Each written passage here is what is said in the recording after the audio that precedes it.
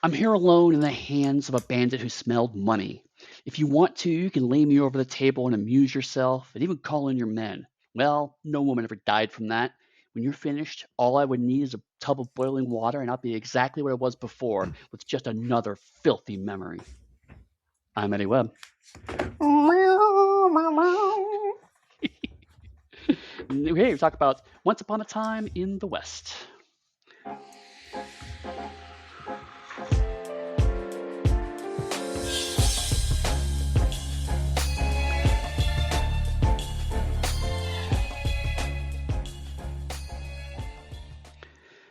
Hello and welcome to the extravaganza, the epic, the saga that is the Sergio Leone movie Once Upon a Time in the West. I do love the fact that this is the one we're covering. We're not covering the other three that helped like redefine the genre and everything else. We're covering the one about a man named Harmonica. Harmonica. And like, in a way, I'm kind of glad we did it this way. I mean, I I'll be honest, it took me a long time to between my research and reading, watching, and having to stop and take notes. It took me forever to get through the movie. Um, but from what I understand, like this was very much Leone later in his career, wanting just being different. And Django was very much, what if I could make a movie like Leone? So, like in a way, this is the if Django was this could have been Leone. This Once Upon a Time in the West is what happens if Leone wants to stop being Leone and also has money, and what does that look like? And how much Yeah. of his essential Leoniness stays in the film, and how much of it changes when he has access to money, time, and a desire to do a very different style of film. Because he was, I think at this point, he wanted to go and do like a mob movie or mob trilogy, essentially, is what he was really aiming to start doing. And Hollywood came and was like, we have money. We want more of your movies. And he went, yes. And he went, I got mob idea. And they went, no. We want Western. yet more westerns. Yeah, and honestly, from my research, the only reason he agreed to even do this film is because they said they would work with Henry Fonda, and he really wanted to work with Henry Fonda. And it's like, okay, if I could work with Henry Fonda, then I'll do another western. Because Henry Fonda at the time was considered almost like a more heroic character in westerns and everything else. So that's what the standpoint from that was. And he is not a hero in this movie. Right. Which leads to some interesting kind of vibe, right? Like this whole film is kind of Leone going, okay, I don't really want to do westerns anymore, and so this is 68. Yeah. Yeah. So we have, I don't know how much of it is intentional, how much of subconscious, how much of it is just coincidental. But by putting Henry Fonda, like you said, well-known good guy actor, we even saw a film with Henry Fonda in exactly that kind of role, putting him into an explicitly villainous role, how much of that is like a critique of prior generations of westerns? How much of it is like, how can I make this as much not like a western as I possibly can? So I know that you love the term deconstruction.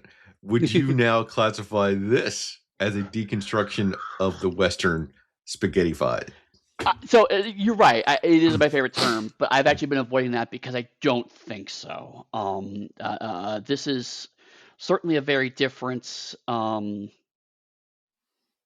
approach because one of the places I saw, it talks about the dollar films as kind of almost a parody of the icons of the Wild West. And I think we saw a bit of that in Django, where like Django Yeah. was like it was very close to the line of let's take American westerns and just really ratchet them up with like a tenth of the budget. And like, what do we get out of that? And it's like it's the whole thing, and we talked about it. The whole thing felt like a bit like a nod and a wink towards, okay, we were doing western, but we're not really doing western, because we have a Gatling gun in a fucking coffin. You know, it's ridiculous. And so this is vibes wise, I feel like it is close to those big sweeping epic westerns of like the 40s, Yeah. but with that darker satirical edge still there. Because lots of the shots and the vistas and the music very much evoke that older style when westerns were A films or the big money, big blockbusters, right? And it's like I wanted something that's like that, but keeping my distinctive critical edge of the genre as a whole. So it's not a deconstruction so much as let's someone who really loves westerns wanting to do something that evokes that older style without being a explicit homage to it. It feels more like what Tombstone will go to do in the 90s, right? We know that I am usually one that would push against the word deconstruction of anything, Right. but I would almost go to say that this is a Mm. deconstruction of the Western because Okay. it does that specific homage to the old school of how Westerns were shot, but at the same time, it shows you like the iconic like cowboy that rides in that solves everything has to go off into the West, but it then shows you that the West is in fact, I'm spoiling in the movie essentially Right. to do this, but it shows you the dying of the West with the modernization coming in and someone transitioning from being a sex worker into like a essentially like the station owner of the town and the mayor. It's showing you like the entire death of the West for the evolution of society. I mean, I could see that, but I feel like Johnny Guitar did that better, honestly, right? Like, because Johnny Guitar had kind of the same rough arc. What if we have the solitaire hero comes down to solve everything, it turns out it's the woman who's the center of a community who's actually the true proper heroine. But Johnny Guitar was a little clearer about that, whereas this one I feel is much muddier. And I feel like Leone can't quite get out of his reverence for the material to truly deconstruct it. But my I'm sticking with my point of that was Johnny Guitar. You're still in the West when it's said and done. In this, the West is dead. Like literally, Oh, I as see. as racially stereotyped and problematic as Coburn's character is, you even have the death of the indigenous Native American person by the railroad that comes in, the going away with the cowboy and the entire Western mythology as the railroad sets it. Like you're killing all of that. I see. So I'm saying Johnny Guitar is more of a deconstruction of the specific Western plot structure, and you're saying this movie is more of a deconstruction of the Western as a concept. Correct. Okay, I think both are true. I think both are valid. Because if I'm not mistaken, Coburn's character was supposed to be is supposedly an indigenous character Right. played by a white dude. It's yeah, and it's weird because like it, we fall into this trap sometime of we talk about media in decades because it's a very easy way of explaining 60s versus 70s and whatnot. But that's not true. There's a lot of things don't fall Robarn, not neatly into Coburn. 10-year periods, right? So even though this is a 68 movie, this has a lot of vibe of the upcoming 70s cinema as a whole, Yeah. right? So yeah, like but again, like there's flickers of hey, remember when westerns were really big and cool? But you're right, the whole thing is kind of gritty and dark in a way that will become very prevalent in the coming decade. And I think about this point in time, though, like for westerns to be successful, they were frequently Leone westerns, or there might have been Clint Eastwood, or like some random one that popped up, like The Professionals or something like that. I think around this time frame, but westerns were definitely in a heavy decline right now, like off the Right, side of the and cliff. this was the point where Eastwood no longer wanted to work with Leone, and I believe the feeling is Yeah. mutual. Well, I think there's like a specific incident that happened in one of them that dealt with like a bridge they had to blow up two or three times in the third pairing they did together. So I didn't insomnia, didn't have insomnia. I didn't sleep at all really last night. So my titles are a little skewed, but I remember there was like a specific incident where there was a bridge that was blown up, they had to blow it up again, and there was almost somewhere where Clint Eastwood got really hurt on a set. So it Oh. was a mix of him almost getting hurt, but also the fact that in all the movies as they progressed, his character arc and role and screen time got diminished more and more by other characters. I see. But if you have a character that doesn't really say anything, how much can you do with that character? Right, right. And so I found it interesting that the equivalent role is played by Charles Brosnan, who had both him and Eastwood are starting to develop similar cachets of people who play, well, particularly they play rebel cops, Death Wish versus the Dirty Harry series. But they do play kind of roughly similar kinds of roles. So it's easy to kind of look at Charles Bronson as kind of, oh, I couldn't get Clint Eastwood, so this guy instead. But Bronson's doing a very different thing with his equivalent role in this movie, which we'll talk about when we get into the actual movie itself. But Harmonica is I not think Man with No Name. I think Clint Eastwood would be insulted by that comment if he'd heard that when I he know he said would, when this movie and came out. good because fuck him. True, I utterly agree. But clout wise, I would have to say Brosnan was significantly less of a get than Eastwood. Oh, Like sure. on Yeah, like from a every cloud level. perspective, you're right. Bronson was kind of lower tier, and that's why I made a comment of like we couldn't get Eastwood, so this guy will do. But the kinds of roles they were both playing were equivalent, even though the movies they were in, uh, Death Wish became popular. It became a A surprise couple years, success. I Yeah. think it was a couple years after this though. So Right. Yeah. he's Yeah. not Exactly. That's right. he's not there yet. This Right. would have been They're Magnificent Seven-ish. right. So I may have misspoke slightly. I know that both Dirty Harry and Death Wish are in the 70s, so this is in their future career. Eastwood was a big Western star that was trying to reinvigorate his career into new roles. Bronson was trying to find his feet. They both happened to land in that space, so their trajectories are going the same way, is what I'm saying. Yeah. Whereas Clint Eastwood's on a downward trajectory, where his roles are becoming less and less. He's less and less of a star as movies go on. He's still a star, but not quite as much as he was at the height. Whereas Bronson, Death Wish becomes surprisingly successful, and for a brief moment is seen kind of in the same space as Eastwood, but not here, not yet. So we're seeing him as he's about to become more of a star. Whereas if Eastwood had been here, it would have been a star in his decline. Yeah. And the big thing though also is that Eastwood in his is like the lead. Right. Charlie here is part of a cast.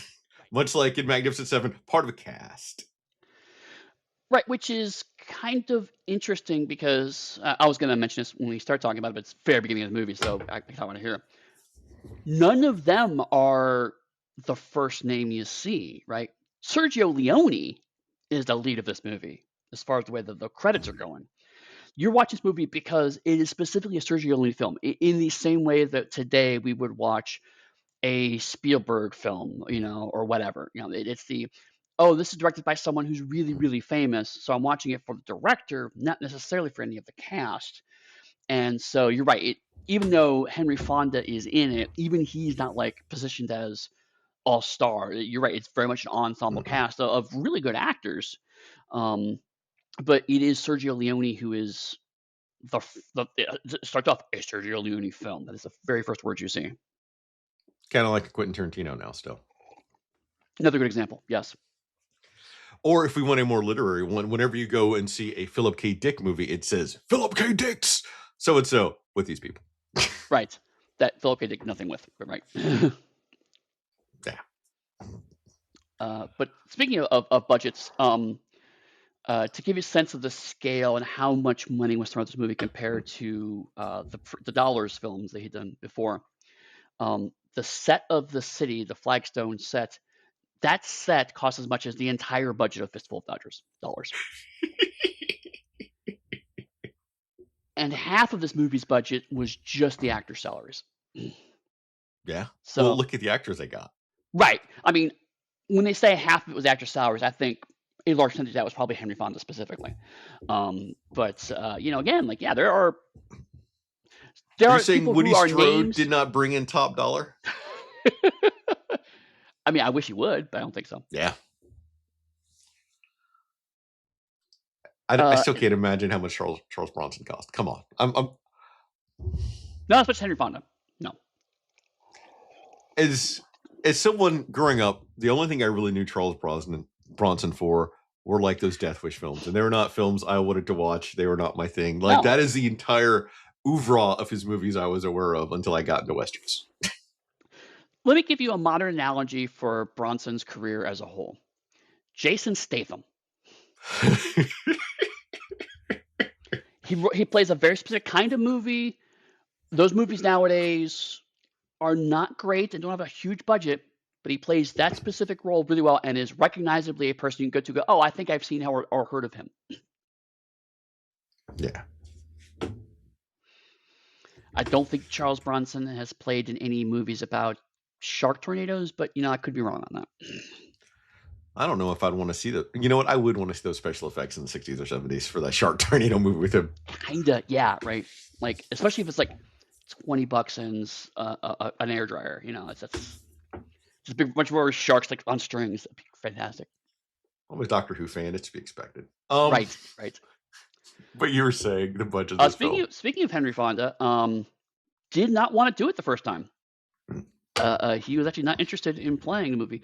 Sergio Leone had to fly out to New York to talk to him face to face to convince him to play the film. I'm not surprised. If you're spent your entire career essentially being like a mostly good guy, why would you want to show up to be a bad guy in a film? Right. And that script. Oh my God, this movie.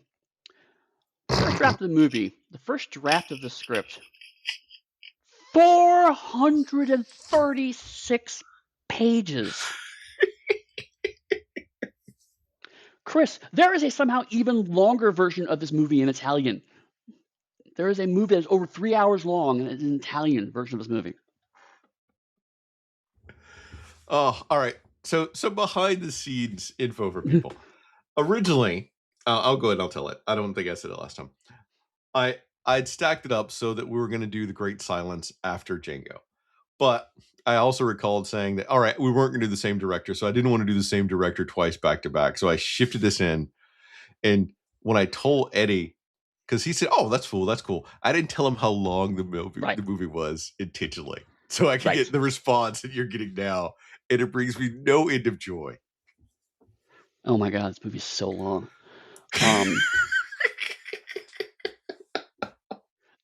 And like weirdly, like to the point where, because it is in the 60s, I actually kind of expect there to be an intermission break in the movie.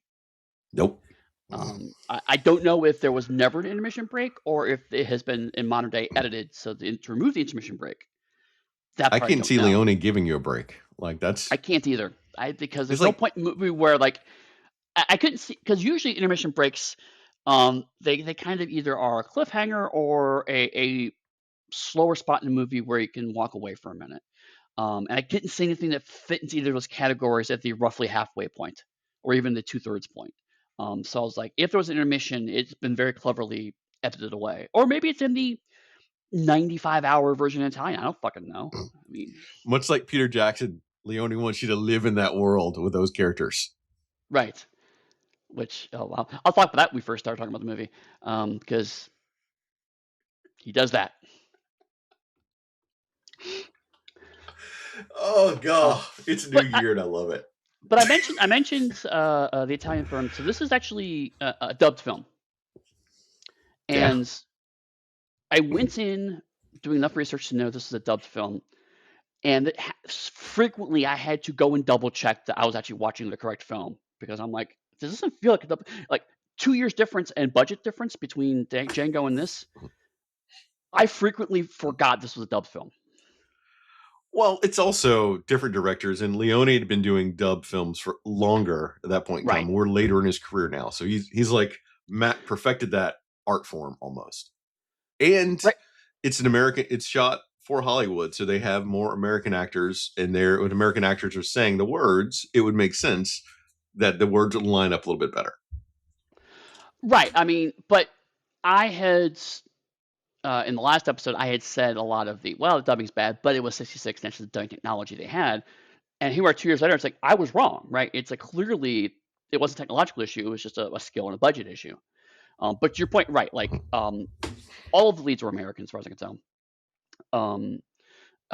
And but like even the supporting characters, who I assume are probably doing it in Italian, I still couldn't tell. Every once in a while, I'd see the lips weren't quite lining up. It's like, oh, okay, I noticed that it's dubbed, but it was very infrequent, and also the performances in the dubbing were much stronger. But again, like to your point, like the actors are more or less saying their lines again. I also don't know if they were doing all their lines in English and then it was being dubbed into Italian for the Italian version, or what. I don't know which way it was going. I don't know. But point is, it was seamless in a way that I frequently forgot, even knowing going in it was a dubbed movie. So, all right, I want to say most of the lead male characters were American. I think she was Italian. Okay. I think. The woman playing Jill? Yeah. Maybe. If so, I couldn't have told you. But that's the point, right? Is like I can't look at this film now and go like, okay, I know obviously like Henry Fonda obviously is and Charles Bronson obviously is. Beyond that, if I don't actually know their face, I couldn't swear to it. I knew most of the characters. I knew most of the actors because I'd seen them in other things, but I don't necessarily know everyone's nationality. I just know that I know those specific leads were Americans, and it's astonishing how well it's all done.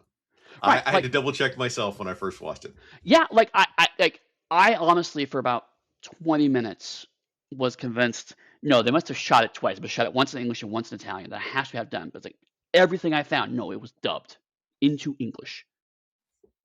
And so, like you said, hats off to Leone. He has done a lot of these now, and again, has a lot more money into it. And to be fair, has a higher quality of actor. Yeah, I said that about Eastwood. He'd suck it. Yeah. So regardless of what you're going to potentially say about this movie, the acting is top notch, and it has to be from how we live in this fucking movie. Right. I'm not telling you my opinion of the movie yet. I'm letting you deduce. Some people call this a masterpiece, Eddie. That's all I'm going to say. We'll figure out. Yeah. We'll see what your thoughts are when we get to it. I will completely agree with you though. Like the especially again, I'm glad we watched this in contrast with Django, because Django in my mind is how I view so-called spaghetti westerns. They're cheap, they're dubbed, they make no sense, they're just spectacle, and those could be great movies. I can love those kinds of movies for what they are, but that's what I see them as, and that's why I asked you before about your definition of the quote-unquote spaghetti western, because arguably this is also spaghetti western, but it in no way, shape, or form matches up with those expectations. Like, on the one hand, if I didn't know Sergio Leone had done this film, I would think this is just a very high budget 60s Western film. On the other hand, you cannot watch this film and not know it's a Sergio Leone film. So yeah. It's the music alone comparison. Establishes it. Right. The music, I mean, obviously his name's all over the movie, but if you took the name off for some reason, there's just how it's shot, the close-ups, the camera angles. There's a lot in here that's very Leone-esque. So I've seen some Sergio Leone movies. I can't recall many of them having a female lead. Yes. That is because he actually did not want to have female leads in the first draft of the movie. He felt that a woman could not carry a whole film, which says a lot about him and Italian cinema at the time. His producer... Let's just not say Italian cinema. Let's just say cinema. Okay, fair. Cinema. Again, Johnny Guitar exists, but also we are pointing out Johnny Guitar was not understood by America, so take it first of all.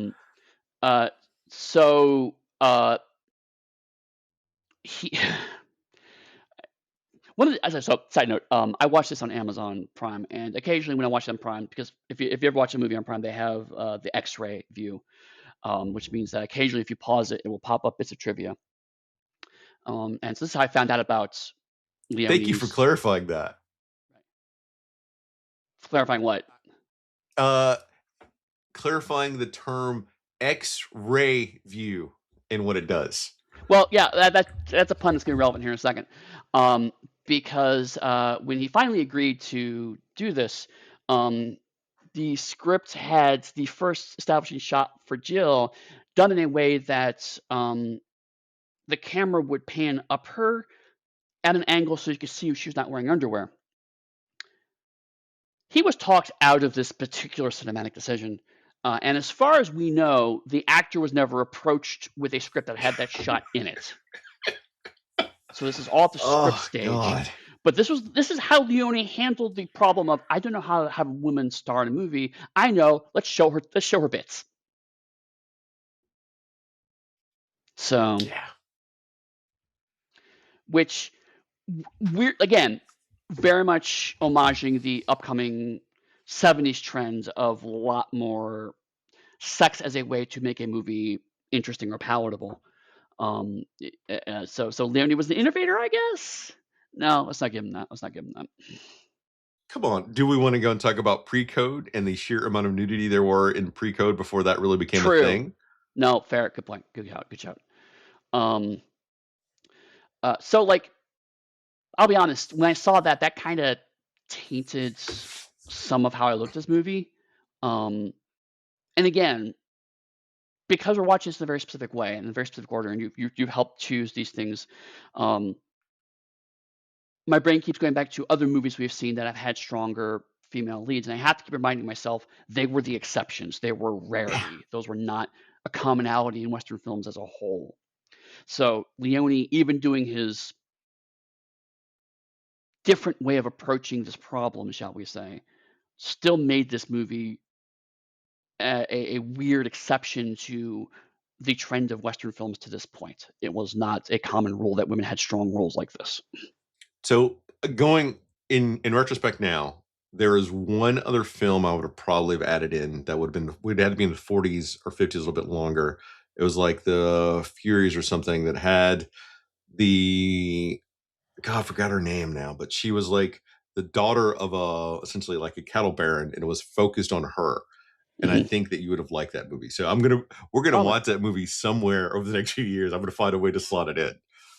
Maybe as another short run or as a Patreon or something, yeah. Yeah. But suffice to say, so like, Leone, I don't know much about him, but just from researching this film, he's clearly a character. Let's put it that way. He is a man of a certain age and a certain aesthetic. Clearly was someone who, when I find out directors have very strong visions, particularly at this time period, I think it's also code for kind of insufferable director. Yeah. So I assume he's probably one of those. But clearly he was open to feedback, right? Like finding out the stuff. His script was not 400. The shooting script was not 400 pages. Dear God. For those of you who don't know, the reason why it's so terrifying. On average, a page of screenplay is roughly a minute of screen time. So that would have been a 436-minute long film. Wait for it. Right, do the math. That's 4 fucking hours. Actually, no, sorry, it's longer than that. It's 8 hours. I did the math wrong. It's an 8-hour movie. So, I mean, he clearly was receptive to feedback and negotiation, but also everything I've seen, these are from people that he's worked with for a long time. Yeah. Well, I thought that he got new people for this, actually. He thought he made a break from some of his older working compatriots to get new people to come in for this. Maybe, but at least I didn't catch the man's name, unfortunately, but he had a partner, I believe it's the producer on this, that he worked with a long time. So that was the person that his name keeps coming up in terms of, and then Sergio Leone didn't do the obviously sexist thing or whatever. That person's name keeps coming up. So I think like maybe he had a specific partner he worked for a long time, and maybe everyone else was relatively new. Because I did no research on this. I'm just coming in with like, but I have a Sure, lot of extra no. knowledge you don't have. So No, that's no, I mean, you probably have context. better knowledge than I do. This is pure Wikipedia and what Amazon Prime tells me. So, yeah, And I love this because I knew that you'd never seen this movie before from what you said, and I yeah. wanted that. Right now is what I'm getting what I wanted. So I am gleeful. I think I'm smiling more this recording than I have in like a long time. Well, then, do you want me to get into it? Then, do you want to get into the movie so I can tell you all Well, my if you hot you have takes? other notes up there, Eddie. You did No, I research. don't. I want I you got to all the get your notes. research out, that you feel comfortable with it. I mean, But I have no end of glee. no, I mean, I've pretty much covered all my research notes. I have other research notes that are inside Okay. they're relevant to specific parts of the movie. But in terms of overall researchers, I think pretty much everything. Do you know? So they gave him like a whole bunch of money to make this movie. Did this movie make a profit? I actually don't know that. I didn't find that out. I don't know off the top of my head, but I don't think it did. I think that it was too slow and not the type of Western people are looking for. That's me Are you guessing telling because me? Are you telling me that Once Upon a Time in the West is too slow, Chris?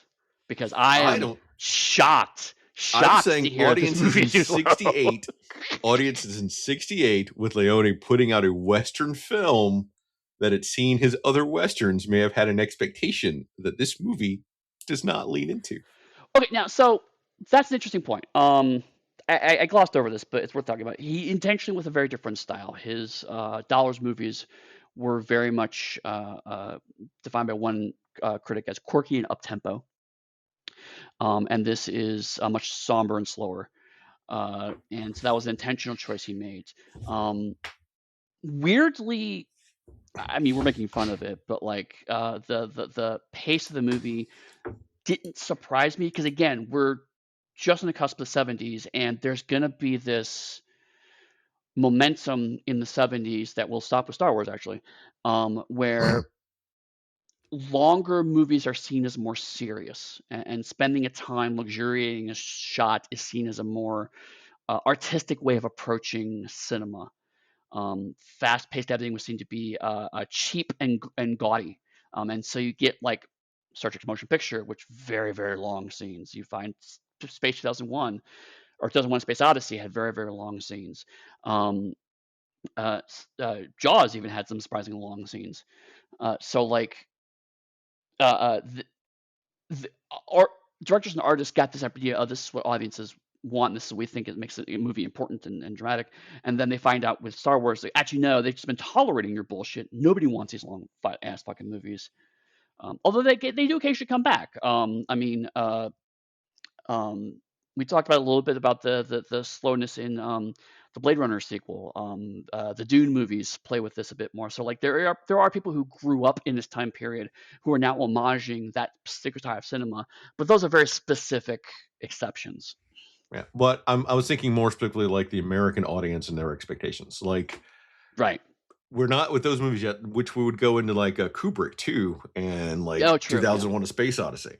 Yeah. But Mhm. if you've seen westerns and this comes out, I don't think it would have made a lot of money in the U.S. I'm sure it'd probably been like a success overseas where people are into that vibe, but I'm thinking U.S. wise, Right.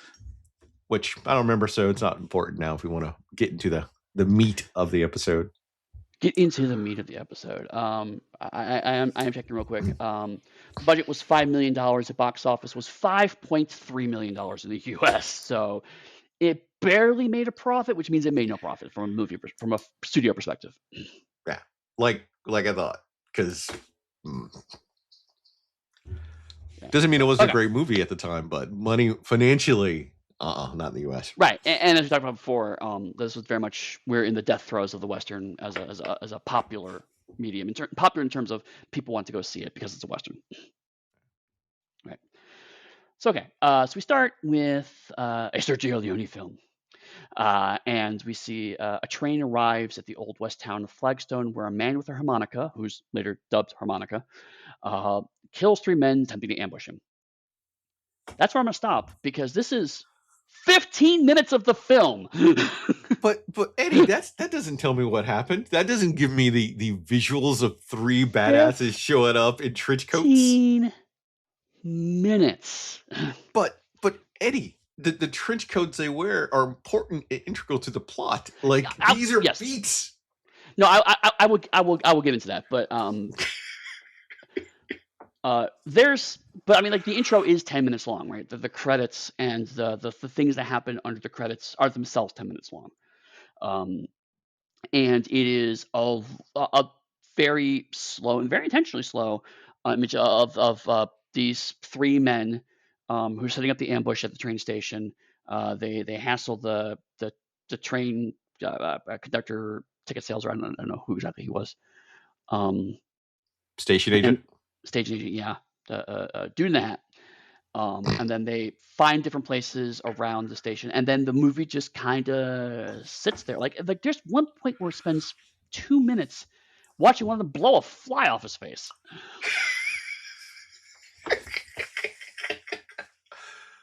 But what about Woody Strode collecting water in his hat to drink, Eddie?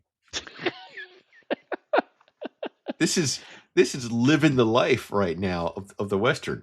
Right, and like when I was watching it, I was like, okay, maybe these are important characters that we need to learn about their quirks and idiosyncrasies so we get to. No, they're gonna get fucking murdered in like 2 minutes from now.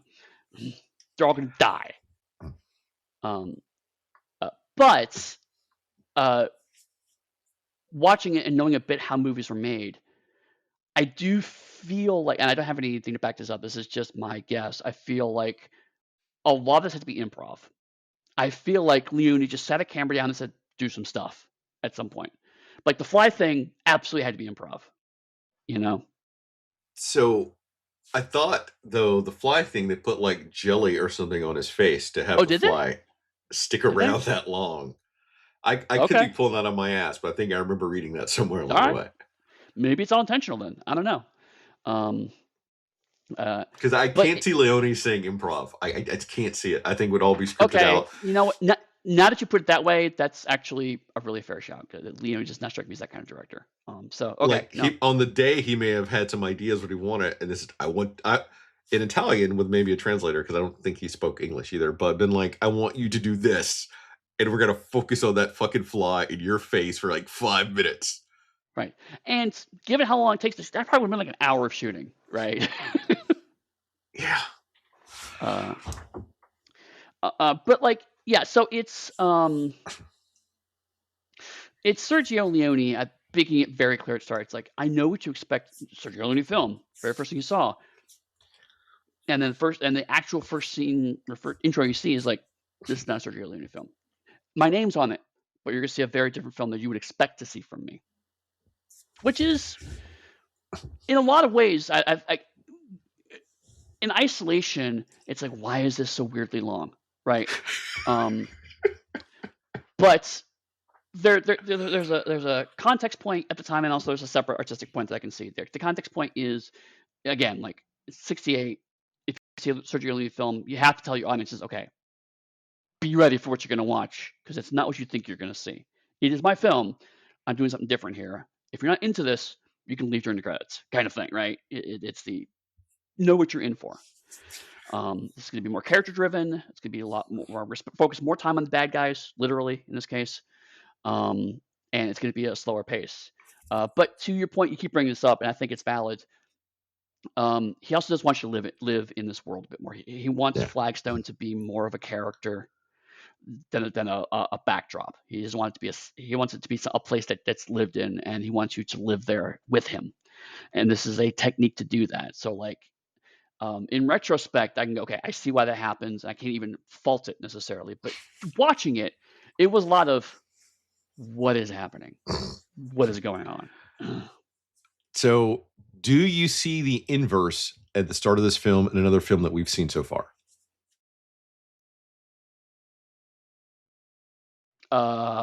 No. I think maybe I do. I think it's in the edges of my brain, but I'm not actually seeing it. The opening scene here is almost like an inverse of High Noon, where you have your three dudes hanging out around the train station, waiting for their leader to show up. In here, you have three dudes hanging around the train station, waiting for their target to show up. Okay, no, that's a good point. And actually, that's something I forgot to mention because I didn't put it in my notes, and also because I didn't notice it. Apparently, there are like a lot of references to other Western movies in this movie. I just didn't catch many of them, so I didn't put them in my notes. So feel free to keep, hey, this is a reference to this. But now that you say that, yes, I can see what this is, kind of an homage to High Noon. I won't put them all in. I'm going to put that one in because I love High Noon, and I love the fact that that's totally. how he start and open the film with it. Right. So the dude, harmonica. So many thoughts about harmonica, and I remember the first time I saw this movie, and he was playing a harmonica throughout it, and the entire time I was like, "Why the fuck is he doing that?" I still don't vibe with it because you know what? I'll tell you that towards the end. I'm rambling because I like the movie and the scene of the three of them standing there. That is an iconic shot of Bronson and the three of them with their trench coats pointed away right before the gunfight happens. Yeah, I mean, so one thing that, as I go through summaries, like the actual plot summary is going to be, thin is not the right word, because a lot of what actually happens in the movie is very visual storytelling. So like, yes, harmonica shows up in town, and he finds three men who are trying to ambush him. That's actually the scene, and then he shoots them. But you're right, like there's details that happen in the scene that we don't find out their relevance till much later. So it's a much, even though it is a slow-paced movie, quote unquote, it's also in medias res, in the sense that we're kind of dropped into an unknown situation because harmonica mentions, "Oh, are you with Frank?" It's like, yeah. And then something seems to convince him it's not true, and then there's a gunfight. And I wouldn't say it convinces him it's not true because he sees the horses. Convince them they're going to attack him. I should say, clarify. It's a good point. Because the thing about the horses, I see that like they were missing a horse or something, and they're like, "No, it's just enough." He's like, "No, you brought too many." Right? Yeah. It's like you have three horses. You're one short. It's like, oh, I guess we're one short. And he's like, no, you have too many, and shoots him. And there's something else, like the gunfight's fast, right? It is over very quickly, which again tells you a very different beat here, which is that gun violence is very deadly in this movie. And so you have this very long lead up to an extremely short fight. Are you saying that in Django the gunfights weren't deadly? Well, I mean, yes, but in a very you even point out the are pistols stronger than rifles, stronger than Gatling guns arguments, the very rapid escalation in power in Django. Whereas this one, even one guy with a pistol is himself deadly, right? And so you don't need to escalate because we're setting up very specific thing, like on some level, one shot from a pistol is going to kill you more or less. Whereas in Django, you need to actually carry around the Gatling gun to get some shit accomplished. And even then, it didn't quite work because of reasons. But also, going back to an earlier point, this is something that becomes more common in American cinema around this time, because American cinema before, and to be fair, from the 80s on, uses a lot of music to fill in gaps. Even if it's a quiet moment, they will use quiet music. There's very rarely moments of actual silence, except for roughly around the 70s is when they actually start using silence more intentionally. Yeah. And this is a movie that uses silence well because there is some music in this intro, but a lot of it is just silent, or like, atmospheric sounds like the fly buzzing and stuff like that. So when harmonica shows up, then the gunfights are loud, and after a long period of almost very little sound, it sounds much more aggressive. It feels much more aggressive. So it's a very intentional using the silence to make sure that the explosive sounds have more impact. Yeah. Is there anything else about this large chunk of the movie, or can we move on? Woody Strode should have been more of this movie. That's it. That's my last comment. So at this point, moving forward, I will say lots of chunks of the movie don't make sense until later chunks of the movie, so I'm going to kind of collapse a couple of plot points here and there. I'm sure Chris will absolutely point out if I gloss over things, but there's be information like will come up later, but I'm going to mention it here so context for the thing we're talking about here.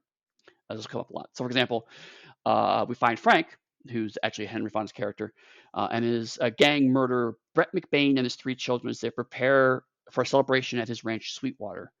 Soon after that, a former sex worker arrives at Sweetwater and reveals that she is Jill McBain, who married McBain a month earlier in New Orleans. She arrived at the same bar that Harmonica is in, and he ends up butting heads with Cheyenne, a rival gang leader who wears similar dusters to the one the ambushers wore. That is a good synopsis of a whole lot of stuff, because we don't know that Jill was a former sex worker right now.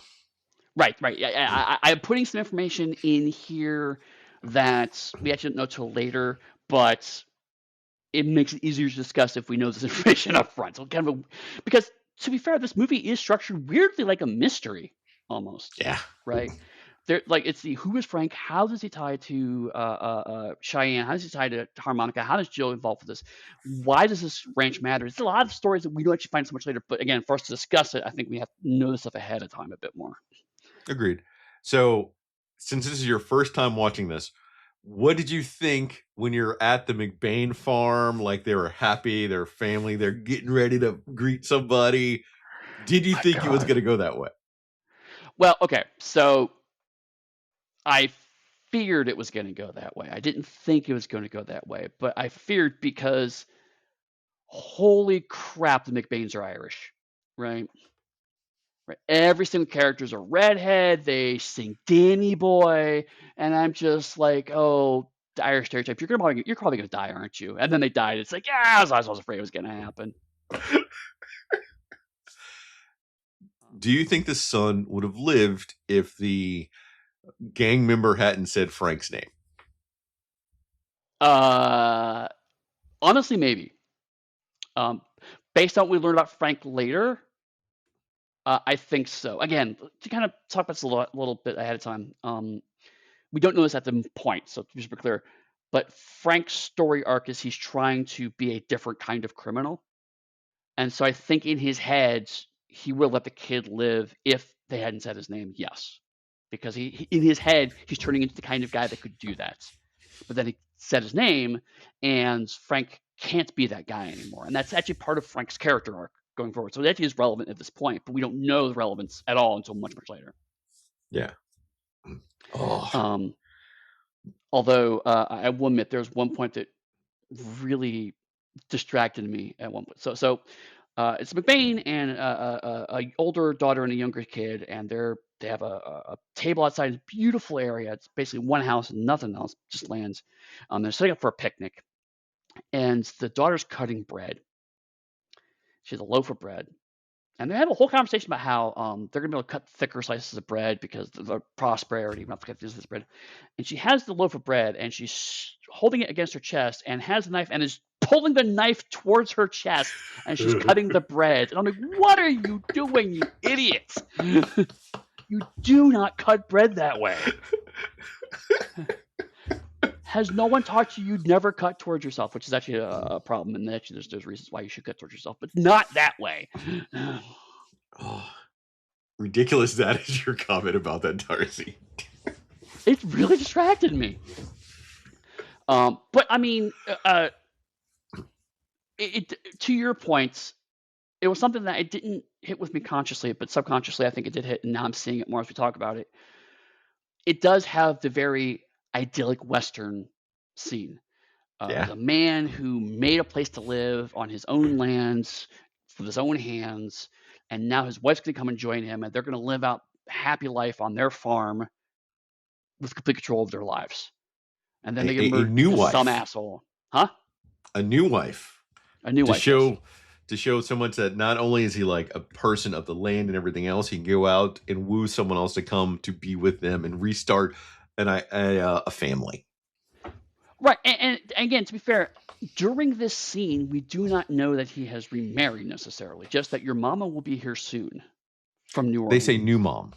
Oh, they just say new mom? Okay, I missed that line then. Then that's a minor point. But I would say for larger film, but apparently even in the scene, they really gloss over the fact that McBain is remarried, which implies the previous wife may have died. Yeah. Because divorce was not really that casual of a thing, you know? Yeah. Which would stick with the time because of the sheer rampant number of diseases and everything Right. else. Right. Right. And so it's telling a story of this is a man who's had a really rough life and has finally gotten out from under it and has finally managed to make something for himself, and he's going to finally enjoy his life. And then he gets Yep. brutally fucking murdered. Yep. Which does a great job of really selling Frank as a villain right away. Well, come on. When he literally shoots the kid just dead, like spot on right then, that is villain. There's no going back. There's no anything. No. But they do cut away from it. Going back to Django being such a quote unquote violent film, there's a lot more, I guess, prudishness in terms of violence for this movie, but violence is doing a very different thing here, right? Like the point of Django was, I'm gonna cut this guy's ear off and make him eat it. Oh my god, isn't that edgy, right? They're trying to. We came away with the opinion that it was lots of, no, this actually was a very violent time, and you need to see it to understand just how violent it actually is. This is movies much more Leone's oeuvre of violence by implication. So Yeah. you feel the violence, but you don't actually see it. And so again, like by the silence leading up to the loud gunshots makes it feel more violent. In this case, we cut away from the kid, but we also see a camera shot of the gun pointing at the camera before the kid expires. So we're in the kid's place for a brief moment before we hear that gunshot, to really emphasize the violent nature of actually showing violence on the screen. And we also care more about these characters because we lived with them. So there Right. are fewer deaths, but they're more impactful than like the carnage that was Django. Right, because this is another reasonably long scene, all things considered. Yeah. The chunk I reference is about roughly 20 minutes of film. So we have the McBain chunk is probably a good 6, 7, 8 minutes. I didn't time it, but it's quite a while. So we spend some time. You get time with these characters before they get killed. It's not just, oh hey, look at the beautiful children. But again, like they were also, we only have 7 minutes to get across. You know, they're Irish, right? Did you get that they're Irish? Because they're Irish. By the way, they're Irish. Also, Danny Boy didn't come out in 1910, so fuck that. But anyway. You don't know that. Maybe that's his first time it was written down. Maybe people were singing it before. Meh. The The McBains were pioneers of music. No, it's because, oh, I recognize that song. That's an Irish song.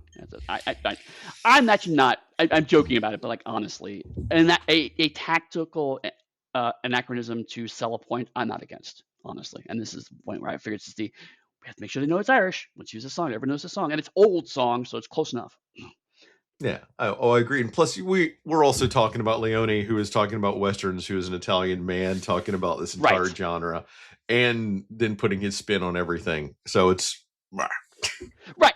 And that's actually a good point. Like, we talked a little bit when we talked about spaghetti westerns, but like as a whole, this is not any remote attempt documenting a historical period. There's times looking at a genre of films and documenting that. So what happened when is completely irrelevant to them. But then, but I'm assuming we're at the scene where we have Jill, harmonica, and I love it. I love. Sorry, go ahead. I was right before that. Actually, I just want to mention when Jill steps out, there's this beautiful shot. She walks into the train station, and we shoot her through the window, and then the audio drops out. It becomes just music. We can't hear what she's saying, but she's talking to somebody. And then she and the two porters are carrying her bags pass through the station, and as they walk out, the camera pans over the station, the exact same shot, and then pans up over top of the station, so we see her walking into the town, and so we see the whole town she's walking in. It's a beautiful all-in-one shot that helps to establish that this town is not just a setting; it is a character in its own right. Yeah. But then, she runs into harmonica. The scene in there with all of them is one of the high points of the entire film for me. Like the Mhm. drama and the tension it builds. You've got harmonica over there playing. You've got like the guy comes in and chains. You've got her watching, wanting to be no part of it.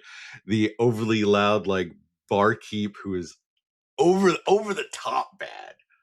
Yeah. Talking about New Orleans. I've never been to New Orleans. I have a cousin that told me I should. Oh, And like this is again another language scene, but I think what's happening in this movie, my thought process this time is like, oh, this is a character-driven film. Um, a lot of the Western scene thus far, they've been really good and had strong characters, but they were ultimately plot movies. A thing happens, and a thing happens, and a thing happens, and the characters are dragged along, and maybe the characters change as a result of that, but ultimately the plot is the big relevance. Or in Django, the plot and characters are all completely irrelevant to a bunch of cool images on screen. Again, I liked Django, but it's just spectacle, and that's fine. But this is okay. Now I understand the length of the movie. This is a character film, and specifically, we will find out. We haven't found it yet, but we will find out this is a character film between four characters. And so while Jill is present, um, it's really about harmonica and Cheyenne. But the reason why I want to, before I go into that competition total, what we do get Jill building up a bit here too, because I mean, aside from the occasional shot of her looking shocked at all things that are happening, you mentioned the barkeep, and there's another similar situation where a pretty woman has come into the bar, and every single man except for harmonica and to a lesser degree Cheyenne immediately treat her as an object, as an attractive thing to spruce up the place, or rather explicitly starts to treat her like a sex object. And she is fucking over it, right? Everyone's clearly leering at her, and she just does not give a shit. Again, we don't know she's a sex worker yet, but it's not quite the same of I am a lady and want to be treated that way. It is the I'm over this bullshit. There's a very different. Even at this point, I didn't know what her past occupation was. I still could see she's used to this and is done with it. There's an anger there in her cadence, in how she, even when she's being polite, there's an anger and aggression there that was really telling from the actor's performance.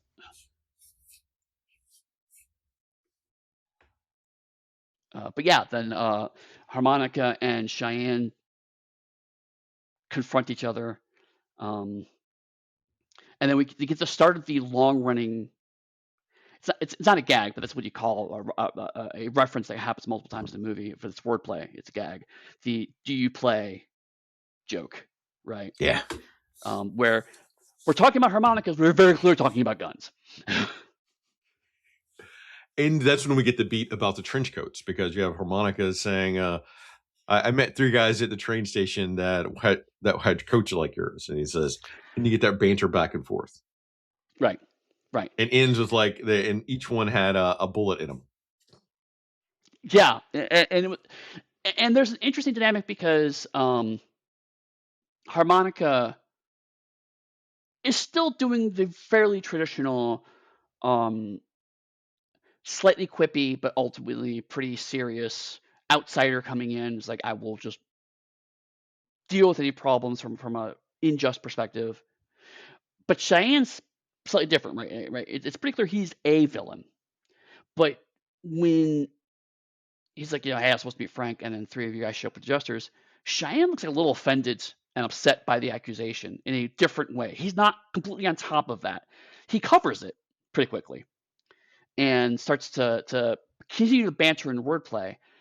But the fact that this guy walked in and murdered three of his men is less offensive to him than the fact that he assumed he's working with Frank. Or he And doesn't so know who he is. Right. It sets up an interesting. There's a lot for a movie that has as much talking and is as long as this is. It does very little.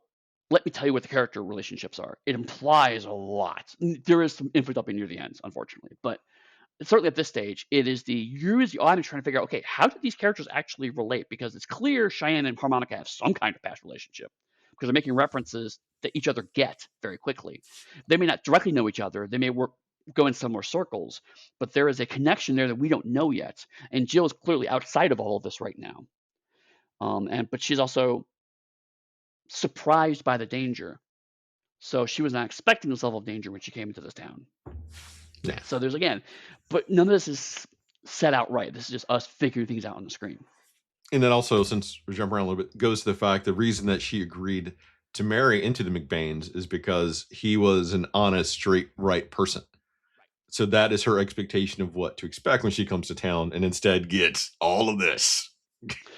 That's actually a good point because the McBains are the last quote unquote honest people we see in this town for a long time.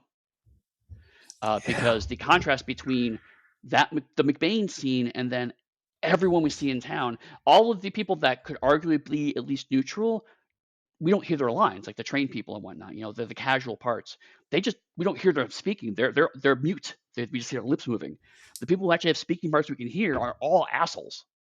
They're either sexualizing Jill or treating her like she's an idiot, or are violent people and criminals. So that's a good point. I hadn't thought about that, but you're right. There's a strong contrast, but they all live ostensibly in the same city, and they do also know McBain. And even the driver that's taking her out, I'm assuming we're there, even the driver that's taking her out to the farm or whatever it is, where she talks about like the McBain estate or whatever, and he's like, the where? Oh, you mean that dump, essentially, is what he tells her. Right. So even that's reconfigured. Right. And I did accidentally skip a beat. So before I go to the next section, yeah, he takes her there, and also, oh, by the way, your husband was murdered. Your whole family was murdered. It's said in a way that is on surface meant to be sympathetic, but is a very blunt thing to say to a woman as you drive her up to the house that her now dead husband and children lived in. Oh, all right. So we're here. Eddie, the fact they have them laid out on the picnic tables Yes. is visually striking and utterly disturbing. If you were thinking from Jill's perspective, all right, so they were killed. Okay, I can process. Here are their bodies with holes in them. Look at them right now. Now that is interesting. So brand knowledge I have. My wife is an anthropologist, and specifically she focused in physical anthropology, which was the study of human remains. So one thing I've learned from her is that around this time period, it was actually extremely common to lay out the bodies of your relatives in your home for a long period of time before they were ultimately buried. So like the undertaker you didn't send them off to a mortician to then handle the body. Didn't like someone didn't pick up the body, take it to a mortician, they don't handle it, then you saw the body afterwards. You cleaned it and kept it and watched it and prepared it, and the undertaker is just the person who put it in a box and then buried it in the ground, right? So it's one of those things that are like historically accurate but done in such a way that is visually disturbing. So I appreciate it because like that's true, but also could have been done better from a not done better as a visual perspective, done better as you could have put them in the house, right, or something. But no, he's like, let's see. Hey, let's bring it to the house. Hey, look at all your murdered family, right? But again, from a directing standpoint, it tells you Jill's emotional state more than her crying and weeping about it. Yeah. Which does lead to the next section now. So, have you anything else about the section? No. Okay. Frank leaves evidence at the murder scene implicating Cheyenne, and Jill languishes in her new home looking for a reason for the murders. Harmonica interrogates Wobbles, his contact in Frank's gang, about the ambush. Meanwhile, Cheyenne confronts Jill and tries to convince her he didn't kill her family, and she reveals the reason she decided to marry Brett McBain. So this whole chunk is basically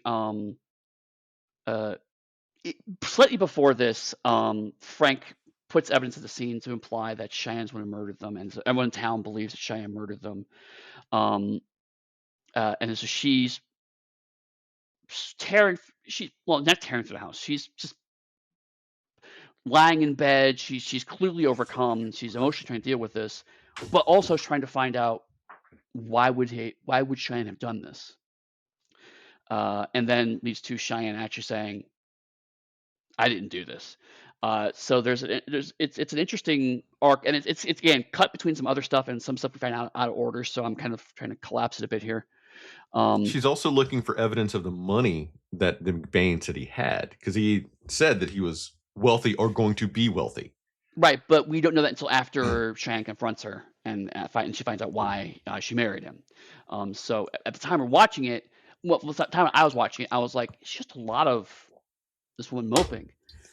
And it's funny because the intellectual part of my brain was like, it's just a woman lying in bed and looking at children's toys. I wanted to be glib about it. I wanted to be flip about it. And in fact, my first draft of this was much more glib until I watched more of the film. I had to go back and edit it because after this all happened, it's like I care way more about Jill after those long scenes. Yeah. And it's not a woman crying, tearing her clothes, weeping, "Oh God, woe was me." She's silent during all of it. It's just music and her walking around her house. But we spend so long there, and the way she interacts with her environment, that we just saw those same things in a very pleasant, happy moments earlier in the movie. It's hard not to feel something for Jill's loss, even though she never says a word about it until after the confrontation is started. So it's like I wanted to be glib and annoyed about it. It's like, oh, look, Leone doing another long piece, but it's like, no, there's a very strong, clear reason why it's happening, and it worked on me at least. Yeah, it's incredibly well done. Um, and then my favorite character name in this whole movie, Wobbles. I don't know why it's called Wobbles, but I have so many questions about Wobbles. I want to know his backstory. I want to know how he got the nickname. I want to know what kind of person he is. But again, we have implicit violence here because when Harmonica confronts Wobbles and threatens him, Wobbles has a neckerchief and it gets stuck in. Well, he puts it in a washing press and starts cranking the washing press to drag Wobbles' neck towards the washing press. There's no way Wobbles is going to get crushed by that washing press, right? He might get strangled. He may be able to get that neck tight enough that he'll strangle him, possibly. But it looks way more violent than it actually is. So it's visually very violently, implicitly violent. But if you think about it, it's like, it's just me. He just strangled him and with a similar effect. Which reinforces a scene that we just saw, because when Jill was in the house alone, there was like a sound of a harmonica coming from outside the house. Yep. And she even sees someone and she takes a shotgun off the wall and shoots at somebody. Yeah. So it implies it's harmonica that was out there. And then we see him torturing this person later that next day. Right. So that's a good point. So what we kind of have here is we don't know if Harmonica's a villain or not, right? The structure of Western films imply that he is a hero. He's a stranger in town, or stranger-ish in town. He's a lone gunslinger, and he has murdered people who are obviously and explicitly bad people. But now it's like, he wasn't a nice person when he confronted Cheyenne. Cheyenne seemed to be a little defensive. And then you're right. It's implied that he's stalking Jill at this point in time. And then when we get to the Cheyenne and Jill confrontation, Cheyenne introduces more gray into his character. So it opens the question of like, maybe Harmonica's a villain and Cheyenne's not the hero, but certainly more sympathetic than we were led to believe. So, right. Even though Cheyenne does explicitly say multiple times the house is a piece of shit. So it's and not forces all her to rosy. make coffee and things like that. Right. But then we get the contrast of him saying that she doesn't know how to start a fire, doesn't know how to make coffee, and he doesn't. Right. So we have villainous nature that's constantly undercut for that character all the time throughout different beats. Right. And so what's interesting here is this is the scene where, I believe it's the scene where she reveals that she's a sex worker. I'm pretty sure it's around here. All of the stuff, like she can't make a fire, she can't make coffee, implies she's a lady of breeding, right? Is that she doesn't know how to do this stuff because she was waited on. Other people do these things for her. It's like, no, it's because she never had to call on those skills in her life as a sex worker. So the whole movie's pointing you towards a certain assumption about the character, and then doesn't even undercut it. She just kind of mentions it in passing, but it recontextualizes everything you know about the character. And there's a lot of that happens in this movie. There's a lot in this movie in general. What happens is it gives you a bunch of images, and then it says a thing, and it goes, oh, so all stuff I thought I knew, maybe I didn't quite know exactly what was happening there. So I don't remember, but I don't think she says it. I think he implies it based on his own mother.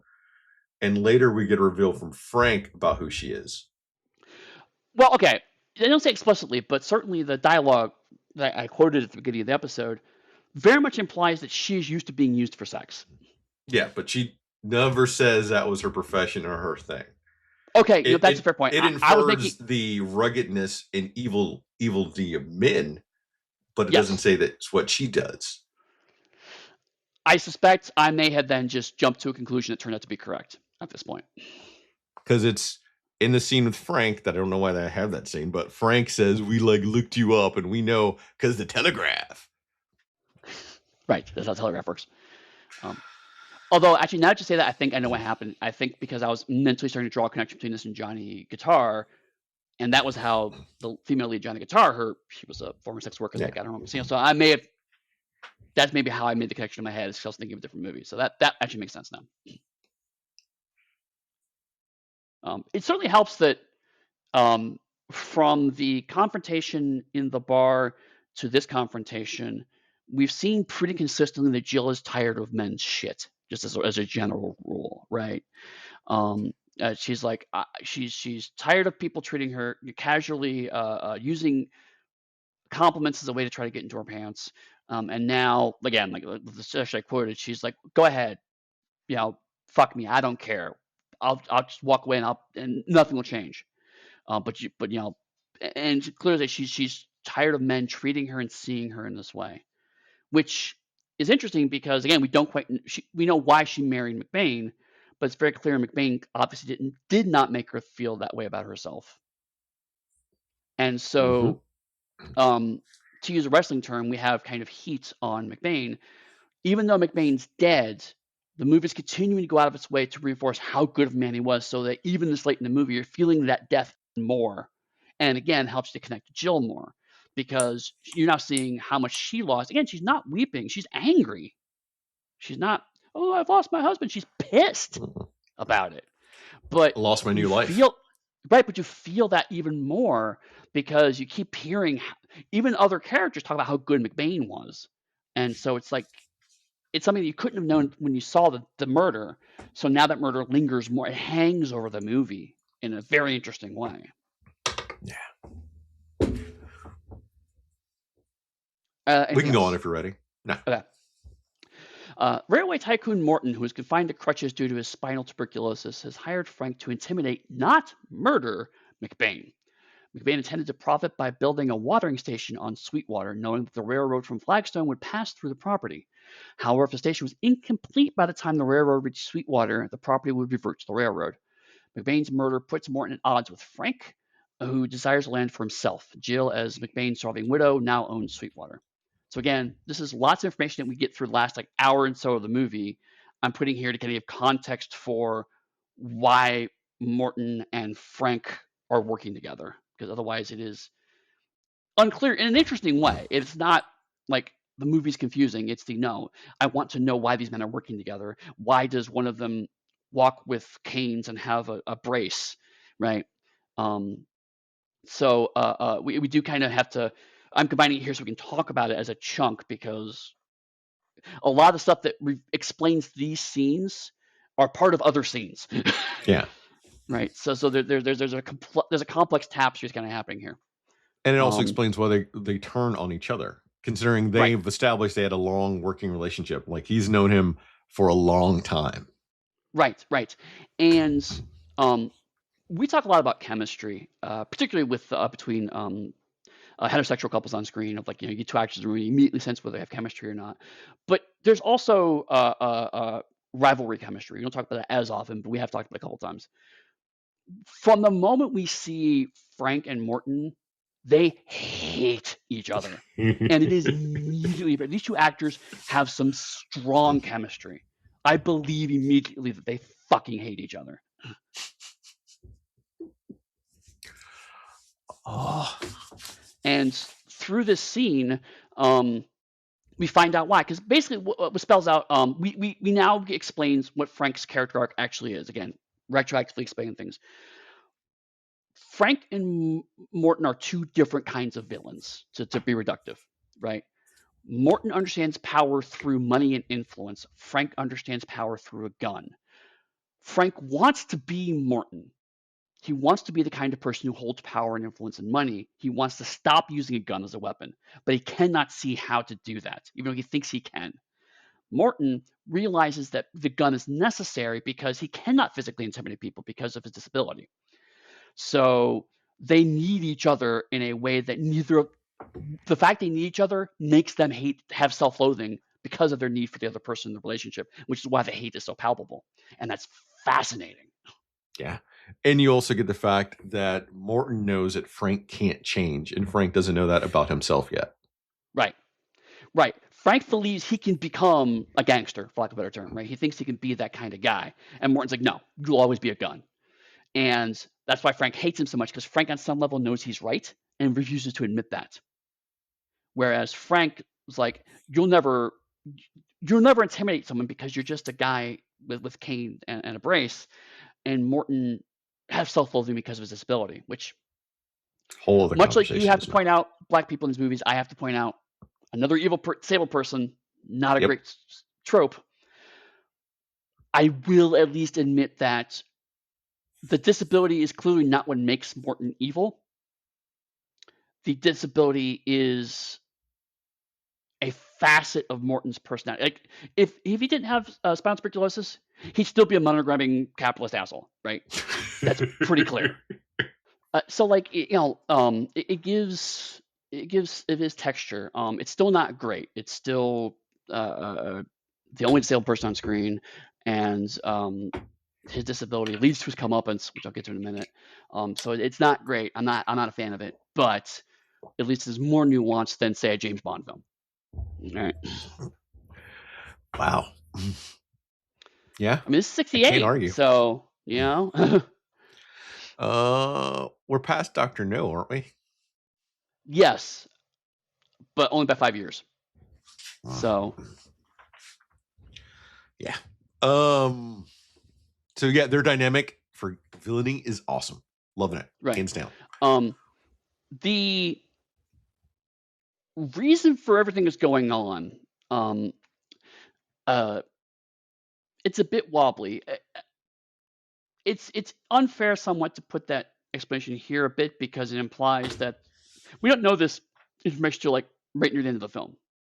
So it being a wobbly reason is not a problem necessarily, because it comes down to, it's a race. They have to build a station there before the actual train shows up. And that's why everyone wants control of this land. To understand and explain the film, I have to talk about it here, but it's actually really unclear why everyone's so keen to get that land, why it's so important that McBain be scared off this land. That's actually unclear. And I think that's fine, because what that does is, again, we talk about character-driven versus plot-driven. If this is a plot-driven movie, that's exactly what happened here. It'd be like going, I was telling you my evil plan. This is why I was get McBain off there. And then that'll be what the movie's about. It's not. It's about Morton and Frank.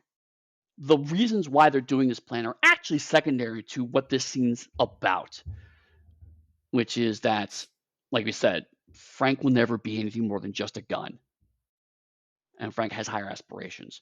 So by taking the plot out of this and moving it further in the movie, it frees up space to make it about these two men. Yeah. And I think this section of scenes is stronger as a result for doing it that way. Agree. Since we are here, though, the other thing that it's going to point out is it goes back and it reinforces McBain's belief in himself, and the fact that McBain, it said, studied the area and everything else and plotted out how the train was going to come. So Right. that's why he bought that plot of land. So it's Right. showing a rugged researching person that took a gamble to build their American dream. Yeah, because it wasn't a bunch of podunk Irish people plop down a plot of land and happened to be. No, it's like McBain had a plan, and he was a smart man. So now it's again even more heat on McBain. He's like, now he's a smart guy as well as a good guy, who took a sex worker in and made him his wife and was giving her a home and giving his children a home. And on top of that, he was planning for the future. The reference to money is that there was not existent money; it was potential money, right? And so we find out that he's smart, which again, weirdly, because we're focused on character here, gives McBain, in retrospect, a victory over Frank, because Frank didn't have enough control to take advantage of this. All he understands is murder. McBain was smarter than Frank functionally. Even though McBain died, because of how this impacts Morton, McBain ultimately gets a victory in that exchange, which is wild. Yeah. And this also gives Jill's character a mystery to solve, while also Yep. we know that now she has a legacy to inherit and protect and try to make successful. So that gives her drive to stay here and do this thing. Right. The weird kind of side effect is that because it's pretty clear, because this is again a fairly long chunk of scenes between Frank and Morton, there's other scenes that are interspliced in this, but there's a fair chunk of this time it's devoted to those two. These are the villains of the movie. It's like, so how do Harmonica and Cheyenne fit in? They were things, and that's when you sort of realize, oh, this is not a clear one guy versus the villains thing. There's it's a square of webs. I'm putting Frank and Morton as kind of a separate chunk of that square, but ultimately, as a force, they have a relationship with other people. So like, but even how I look at it, it's a complex web of characters. It's not a simple, these people are all good, these people are evil. But to do that, they have to kind of put Cheyenne and Harmonica a bit out of the movie for a little bit. They kind of disappear from the film for a bit. But Jill never really disappears. Even when they're in the scene, it's still ultimately about Jill. Very well done. Anything else, or can we move on? We can move on. Okay. After Cheyenne leaves Sweetwater, Harmonica arrives and appears to sexually assault Jill. He then saves Jill from two of Frank's men, and she confronts Wobbles and tells him she wants to negotiate with Frank personally. Harmonica follows Wobbles and discovers the connection between Frank and Morton, but is captured. Frank is called away, and Cheyenne rescues Harmonica. The two collaborate to help Jill save Sweetwater using stockpile material to start building a station. So it's a large chunk of movie, but also a lot of plot stuff that happens here. We've talked about in other chunks of the movie, so again, weird structure. But I do want to start with the weird twist of Harmonica coming in and being sexually threatening to Jill. And it slowly unspools that he's doing that to give the impression to the men that he knows are sneaking up on her that they've been sleeping together. Yeah. To confuse them so that he can then take care of them, which again reminded me of a similar conceit in Django. Of the hero looks like he's sexually threatening, but it turns out it's all part of a larger scheme. Except, why did he have to be so fucking creepy when they were indoors and no one could see them? You mean like ripping off parts of her clothes and stuff? Right. It's like, yeah. There was a whole lot of different ways you could. Cause it's you're trying to remove her clothing so it looks like she's been slept with. I get that now, but there's like 5 or 7 different ways you could have done that way differently than how it ends up playing out. I agree. Some people would probably say it was for expediency, because if he tried to explain his plot to her, the guys would have already been there. But yeah, it's pretty clearly this is where you start to say, okay, this is very much a Leone film. This is spectacle, right? It's the you have to believe until the last minute that harmonica might be a villain until we pass the threshold where we can no longer reliably think of him as a villain. So we get those last little bits in to go, oh, maybe he's a bad guy. Oh, no, he's not. Okay, cool. I now feel comfortable that Charles Bronson is a safe person to be with, apparently. But yeah, it just felt really weird, partially because we had now so many characters doing different parts and in the movie. And so we haven't had enough time to really see harmonica to know one way or another what kind of person he is, right? Is he the kind of, I don't know if he's the kind of person that would sexually assault someone or not. So, like with Django, if you recall, I said, why is he doing this? That's not like Django. Oh, it's because he has a plan. Okay, I feel comfortable then. I don't have that with harmonica. I haven't seen enough from harmonica, so it's like it just seems like it's kind of, and also it just comes off the heels of Cheyenne doing similar creepy shit, right? Which would So then go it's like back and poor reinforce Jill, why Jill is sick of dudes, though. Like, right? all of Because you are the literally same. every man in this movie who isn't McBain has treated her like dog shit. You know what? No. What's his nose? The driver that took her out to the farm didn't treat her like dog shit. No, he just took her up to where her husband was to go. Yep, that's where he died. But yes, he didn't treat her like a sex object. Yes, I'll give him that. Because he pops up a couple times throughout the film and is consistently just awkward, but not bad. Right. That's fair, but still low praise. But how But she then Italy is now on God, Bronson's side, just like right away now, like, so you shot them down, and that's why they work together to try to find out about Frank. right. Um, which sets up because this is in the context of, I think this is happening in between scenes with Morton and Frank. We end up developing what turns out to be an interesting parallel. It's like Morton is to Frank what Jill is to harmonica. She is someone who cannot be physically involved in this, needs someone to help her on the physical side of things, and has control and power in a very different way. So So, this is the biggest part here for me that still weird. Cheyenne's involvement. Like, right. I understand that Frank has kind of been implicating that he's doing some bad stuff, but his level of involvement seems to outpace the implications of the wrongdoing that he's done.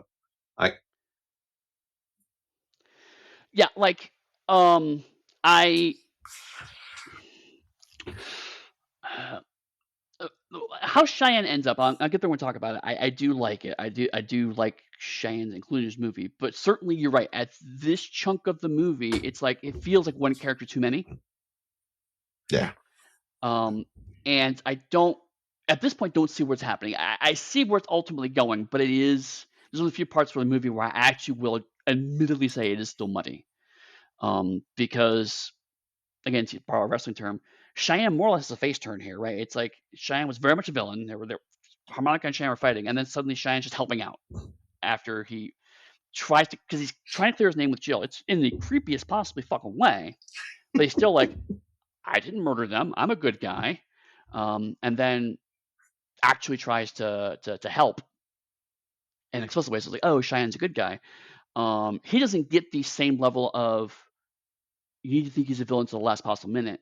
Cheyenne just has a pretty quick switch in allegiance because we have Frank and Morton as the very explicitly evil people. And so Cheyenne in context rapidly becomes, okay, it was not that bad. Yeah. And it turns out he is much more of a rogue. But there wasn't a real change. Cheyenne just starts being an ally. Which in of itself has a number of implications, given that Cheyenne is supposed to be an indigenous person and that is a trickster person. Okay. I can see that.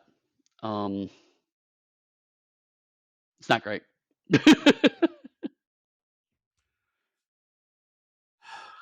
What you're saying. But to be honest, I actually didn't know Cheyenne was supposed to be just for like quite a while in the movie. I thought it was just a nickname he had. And I was like, oh, look, white man appropriated somebody else's word. That's not at all surprising to me. And say, oh no, he's actually not supposed to be white. Okay, well that's a whole different level of problem. So I'm pretty sure because I remember reading it somewhere. Like I said, I didn't double check anything for this one. I just rolled in with past knowledge. So it's Um, but the Wobbles. rescue that he did was pretty funny. Like Yeah. the boot, and the gun. Oh, I still Yes. laugh every time I think about it. Like Yeah, and using a toilet pool for a step up to climb up into yeah, just it's the most quote unquote traditionally action sequence this movie gets. Because everything else is action is violent and aggressive and bad, and you should avoid it. This is the closest to an action film you get, and the whole time Leone is basically making fun of action films, which is great. But poor Wobbles. Um, the line I almost used to open this episode was Wobbles trying to explain, hey, Cheyenne's coming after you. And it's like, okay, did you follow you? No, nobody followed me. And then, of course, he very obviously was followed. And Frank was just like, how can I trust someone who wears belts and suspenders? Man can't even trust his own pants. And I'm like, nobody likes Wobbles. And then he gets fucking murdered after that. And Cheyenne's just like, don't say something. Hey, there's here. Bam. Told you not to say anything. I'm like, top to bottom, Wobbles, you're a loser. That's it. Also, your name is Wobbles. I had no high hopes for you.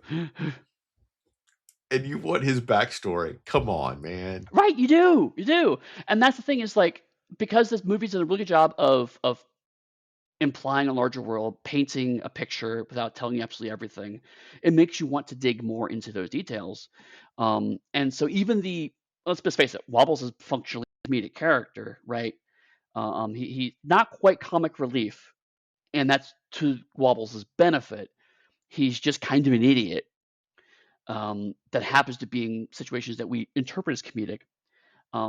Even his own death is a comedy beat, right? But like, because he is played straight and with as much dramatic tension as he could possibly muster into it, you do believe Wobbles. You believe in him as a character, and so you want to know more about him.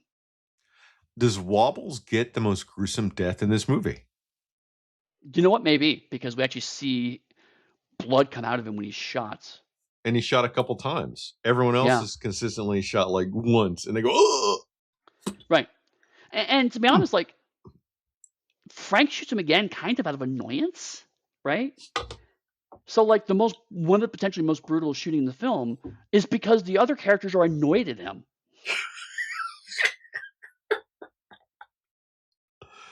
The more I think that about didn't it, even like, occur to me to right now.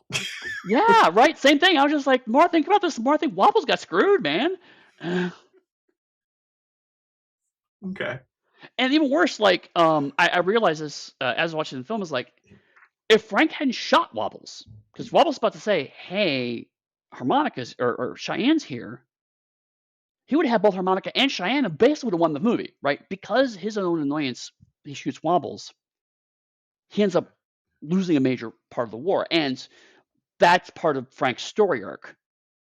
He can't not be the gun. Which goes back to what Morton was saying from the start. Yep. Because he needs Morton and Morton needs him. Right. This is relatively soon after that conflict because Frank is still in Morton's car when this happens. So it can be chalked up as Frank in his head going, no, I'll show you I'm better than this. I'll show you that I have iron control over my men. And by doing that, just proves Morton right. Yeah. So the comedic murder of Wobbles is also a plot point of Frank's character arc.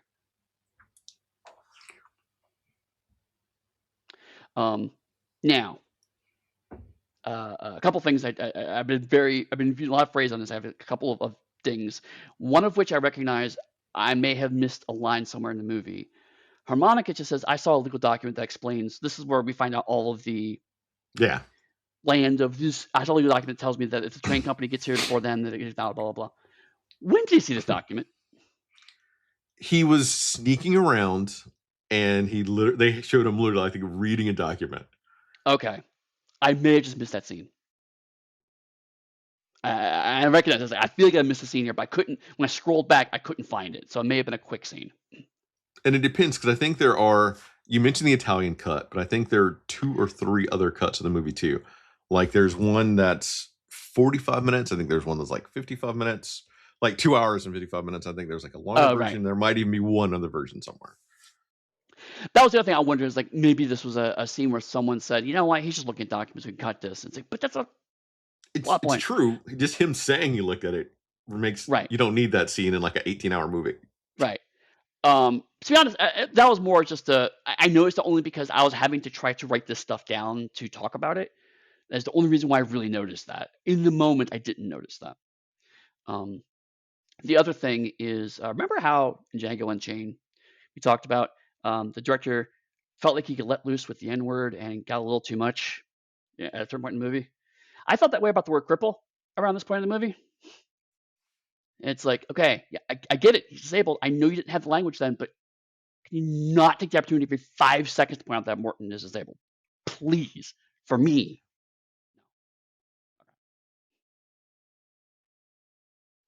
Anything else before we move on? No. Okay. After Frank also threatens a sexual encounter with Jill, she's forced to auction the land. However, Frank's henchmen. Wait. I'll get to it. I'll Eddie. get to it.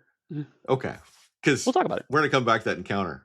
I don't think Yeah, I'd we'll use come the back word to it. No, threaten we will there. talk about it. But I just want to remark that it's every male character has either threatened or had sex with Jill in this movie. Anyway, Jill's forced to auction lands. However, Frank's henchmen are around to intimidate bidders so Frank can buy it at a low price. Harmonica appears with Cheyenne in tow and bids $5,000, which is a bounty on Cheyenne as a wanted fugitive. Frank is unsuccessful in buying Harmonica out and wonders why Harmonica is pursuing him. Morton bribes Frank's own men to kill him, but Harmonica intervenes to save Frank due to having unfinished business with him. So yes, Frank actually does have sex with Jill. But it Yep. is still super creepy and threatening the whole time. Yes. And the implicit villain of the piece is a person that does that. Yep. Like that's the one that we see, not our 2, we'll say protagonists are not really heroes, so to say, or even McBain, but villain. Right. So, but again, what's interesting here is that at this point in time, I had kind of pinged onto the fact that Frank's arc is he wants something more than a gun and will never be more than a gun.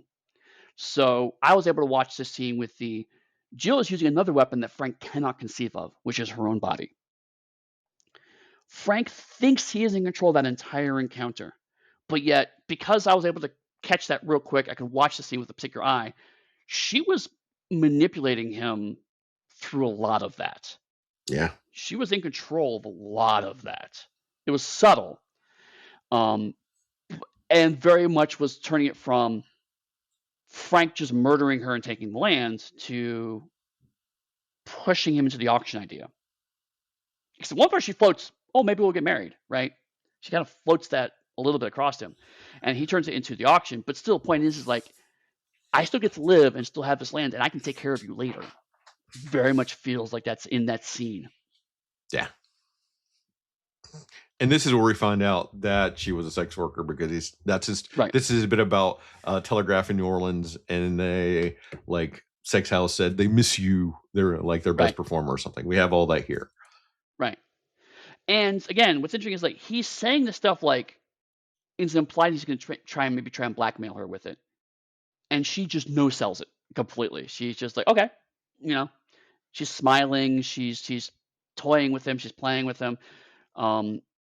Doesn't seem concerns about that. So again, it puts into context the previous part of the movie. It's like she's not embarrassed by her past life. She's just done with it. And Frank doesn't get that. You could see Frank shift gears during that conversation, which again, it's Henry Fonda, of course, he's a fantastic actor. But you see him like, I got you. And then she doesn't fall for it. And so you see him like trying to think of a new way in. And then she floats the wedding idea, and he starts to follow that line, but then he goes, I have a better idea. Then we cut to the auction. So we don't see him from the idea. But like Even in a situation where Frank is menacing a woman, threatens to kill her or hurt her multiple times while having sex with her, he loses that encounter because he cannot conceive of another weapon that's not violence, Yeah. even though he thinks And he then can. to be outbid by harmonica and him. Ah. Yeah, yeah. Um, it's I mean, it's a great moment because like auctions, and actually, let me take this back. A small bit in the auction that I appreciated was the auctioneer going, "Listen, I can't say it, but it's really clear these men are trying to rip you off. Do you want me to change this auction?" Yeah. He does it twice. Twice the auctioneer tries to give her an out. So that is the second decent person we've seen in this movie that is not dead.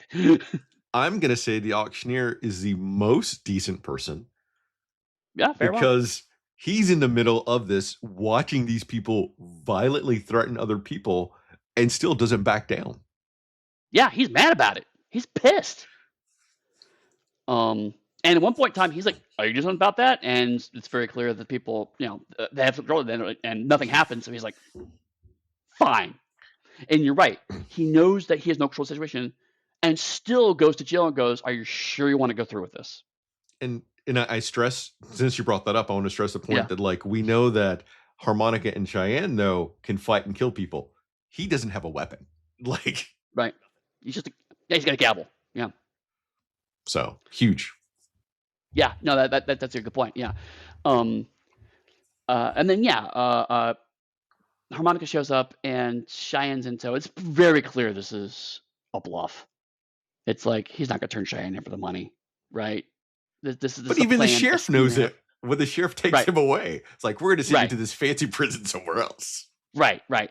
It's very clearly a scheme, um, and that's when I was watching him. Like, at what point in the movie did I get on Cheyenne's side? Because I am now, but I genuinely don't remember when the shift happens. It just kind of happened. So for me, the first time I watched it, it was when he went to Jill and he saw she couldn't do like these things and he did it for them. And then after he Uh, saved harmonica, like that was building a relationship with Jill and wanting to prove that he didn't do this.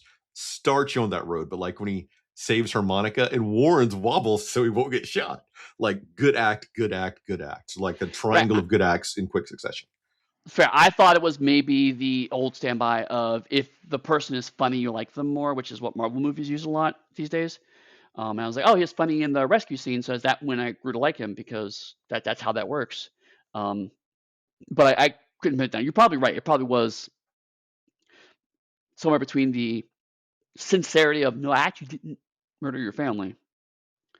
Um, with the and to be fair, we didn't talk about this in the scene, but there was also a bit of a plight of like he's almost offended that people would even think that of him, right? And it's like Yeah. I'm way So better than there's, that. and we also get the fact that he keeps referencing his mother and referencing Jill in the same light as his mother, Yeah. which True. then Okay, that's adds a good point. some other questionable stuff later in the movie. But right now, Yeah. Right. Um, then we get the great scene of Morton playing poker, where Frank's men are there clearly to keep Morton on the train because Frank has a plan. He's going to get this auction and get the land, and Morton will be cut out of the deal, and he'll have it. So he has his men covering Morton, and they're playing cards, and he's like, "Deal me," and he makes a big show of his disability. This is one of the reasons why I was like, I'm not a fan of the trope, but I do feel like it's play with some level of nuance here because Morton's clearly playing up his disability. He's like, "Could you hand me the cards?" And struggling to get over there, and they're like annoyed, but realize they can't really say no to him. And he asks stupid questions. And then there's a beautiful shot where like they hand him the cards, and cards just dip off frame as he leans over and like he's dealing cards, and we see him making dealing motions. Then you cut to the fact he's dealing out money like they were hands to everybody. And then the men just keep talking. They're talking about a card game. It is so well done because it shows again Morton has a mastery of this knowledge that Frank just does not have. He's like he absolutely knows how to speak their language. And then so he just straight up. So when uh, later on, when Frank's trying to get out of that auction, and we see all of his men around, we know those men are no longer there to help him out. So when the gunfight breaks out, we're not surprised.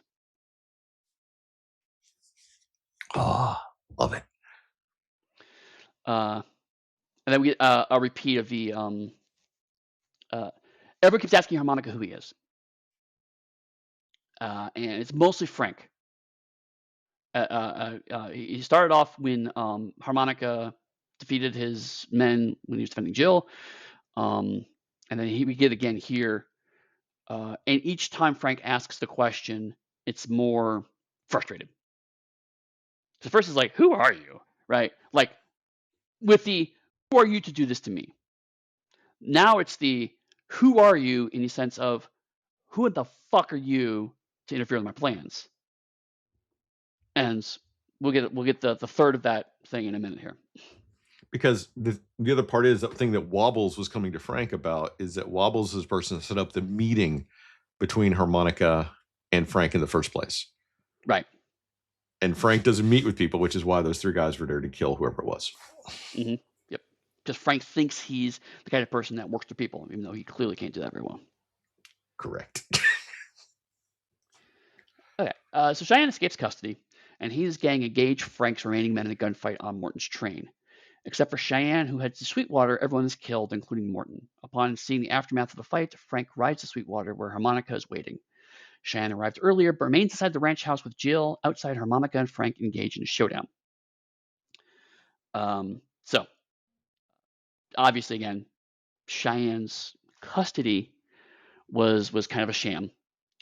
But something interesting happens here is that I say in the outline, he and his gang engage Frank's remaining men in a gunfight on Morton's train.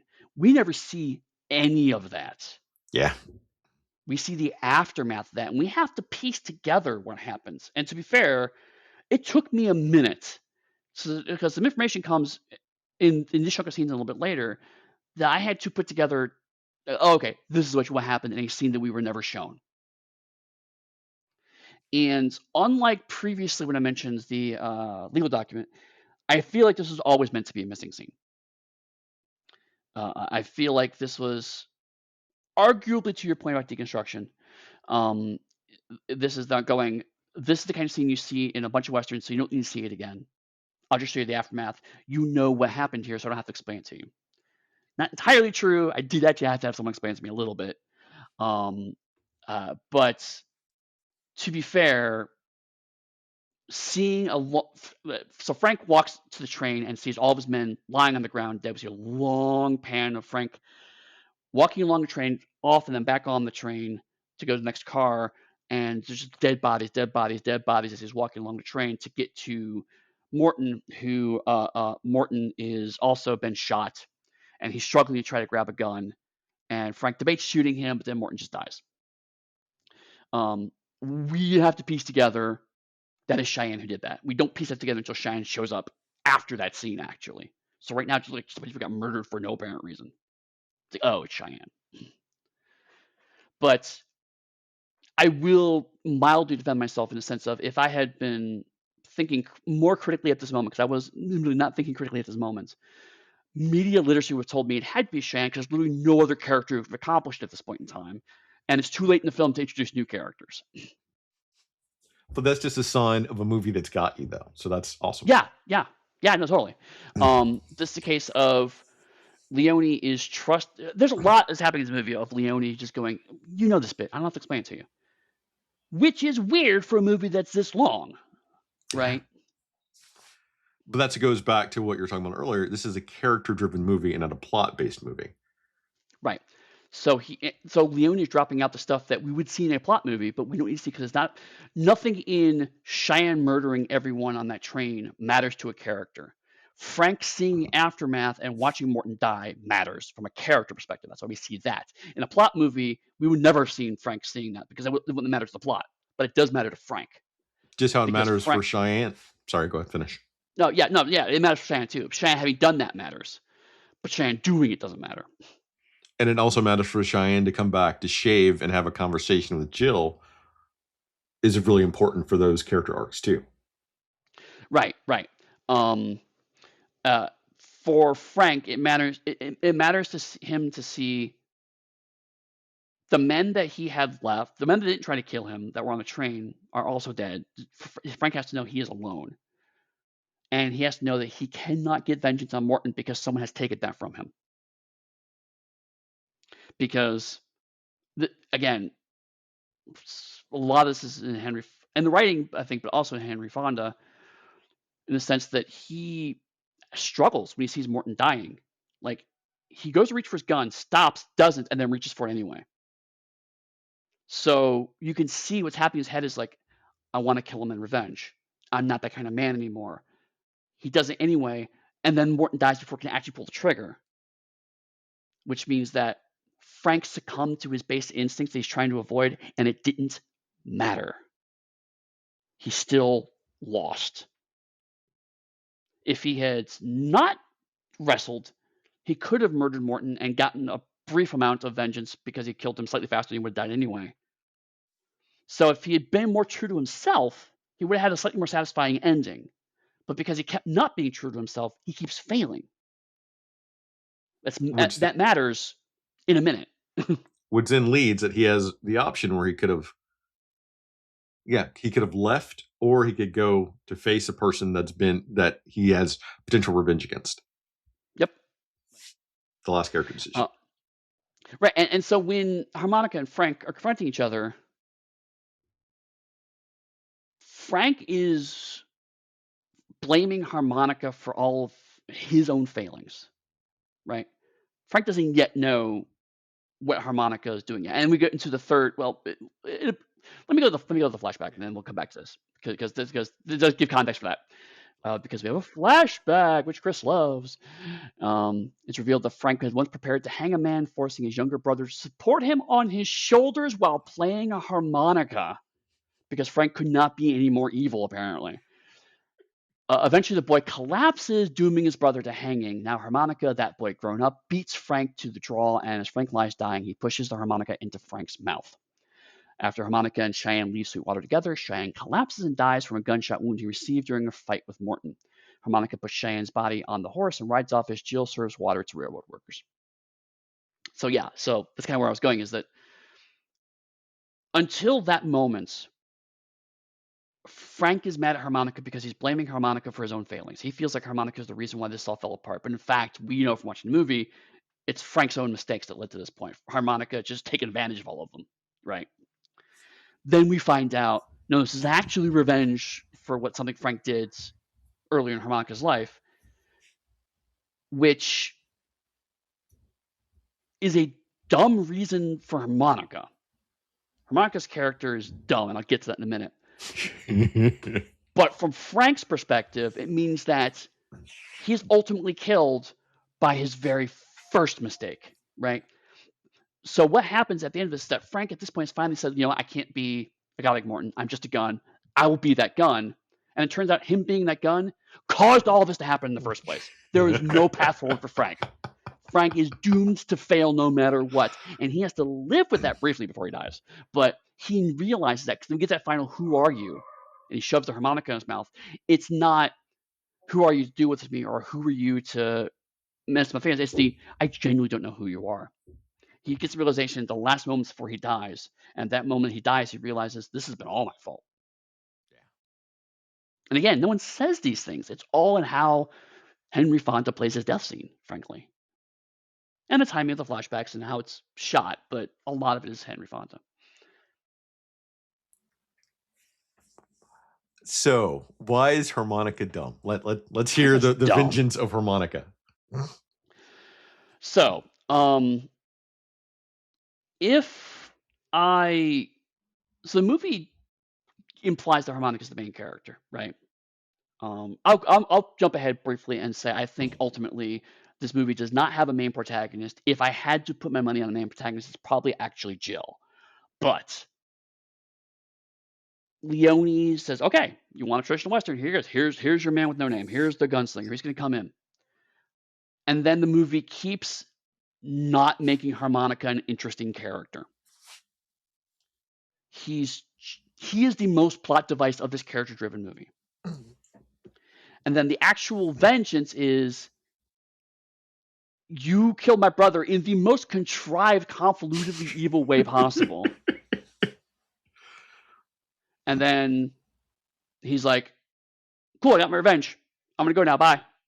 Oh, Cheyenne's dead. Okay, well, let me be sad for a second. All right, now bye.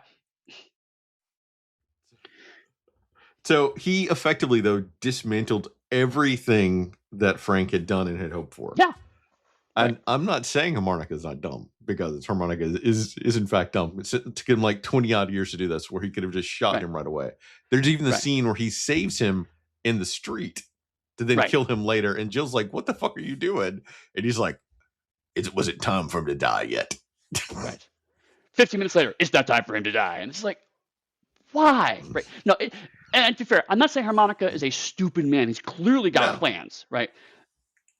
I'm talking, he's dumb in the sense of, he is in a strong character-driven movie, in a movie where Westerns have very strong, this outsider character comes in and reshapes society from justice. He is the least character-driven character of all the characters. I'm sure that was probably intentional on Leone's part. And I think part of the issue here, at least for me, is that Charles Bronson doesn't have the charisma or magnetism to pull off what this role requires for that character. Yes. I like Bronson's performance. I'll say that up front, because we're kind of the wrap up anyway. Yeah. I like Bronson's performance as Harmonica, but you're right. Given the role he has in the film, he needed to capture your imagination every frame he's in. Correct. And he's not doing that. He frankly gets acted off the screen by some of his colleagues on the screen. And again, it's not bad, but the movie is bookended by Harmonica, right? It's Harmonica comes to town, Harmonica leaves town, which again, that's a very Western structure. Everything in the middle is about Harmonica, but it's not about Harmonica, right? It's, best way I can describe it is, we're looking at a Western movie backwards. Where a sense of, guy comes into town, he enacts justice, he gets revenge, whatever, and then he leaves. We're used to seeing that structure. We're not just seeing the impact that has throughout the movie. This movie shows you all the impact and not so much of the actual vengeance, right? Yeah. So Harmonica kind of pops in and out of the movie, but then Harmonica pops in, does a thing, and then pops away for a bit, and then we see some fallout, which you don't normally see in Western films, which plays into the title, Once Upon a Time in the West. It's about the whole community and the cast and the web of characters. We see a character-driven movie, and so we skip over a lot of the action parts because they're not relevant. Harmonica does a thing. Cool, whatever. Let's move on to what that happens. But fuck, I think I'm around to your viewpoint now, because now at the end here, two things happen in the music that I've now got to say are deconstructionist. One, electric guitars first appear. And that's not a sound we've heard in any of the Westerns movies we've seen so far. And so electric guitars very much set a, to your point, I think, Death of the West vibe. Yeah. The other thing is, there is arguably too much harmonica music in this movie, right? When the harmonica gets shoved into Frank's mouth, the harmonica music, the non-diegetic harmonica soundtrack of the movie gets disjointed and then shuts off, and then we never hear a harmonica again for the rest of the movie. It's not much, but we never hear a harmonica again. So harmonica, quote unquote, the character stops. Okay.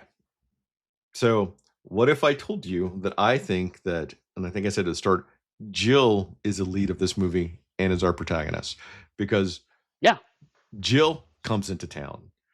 Jill sets things right. Oh. Jill does all of that stuff that normally the harmonica would do. Harmonica is using violence. Jill is using all that.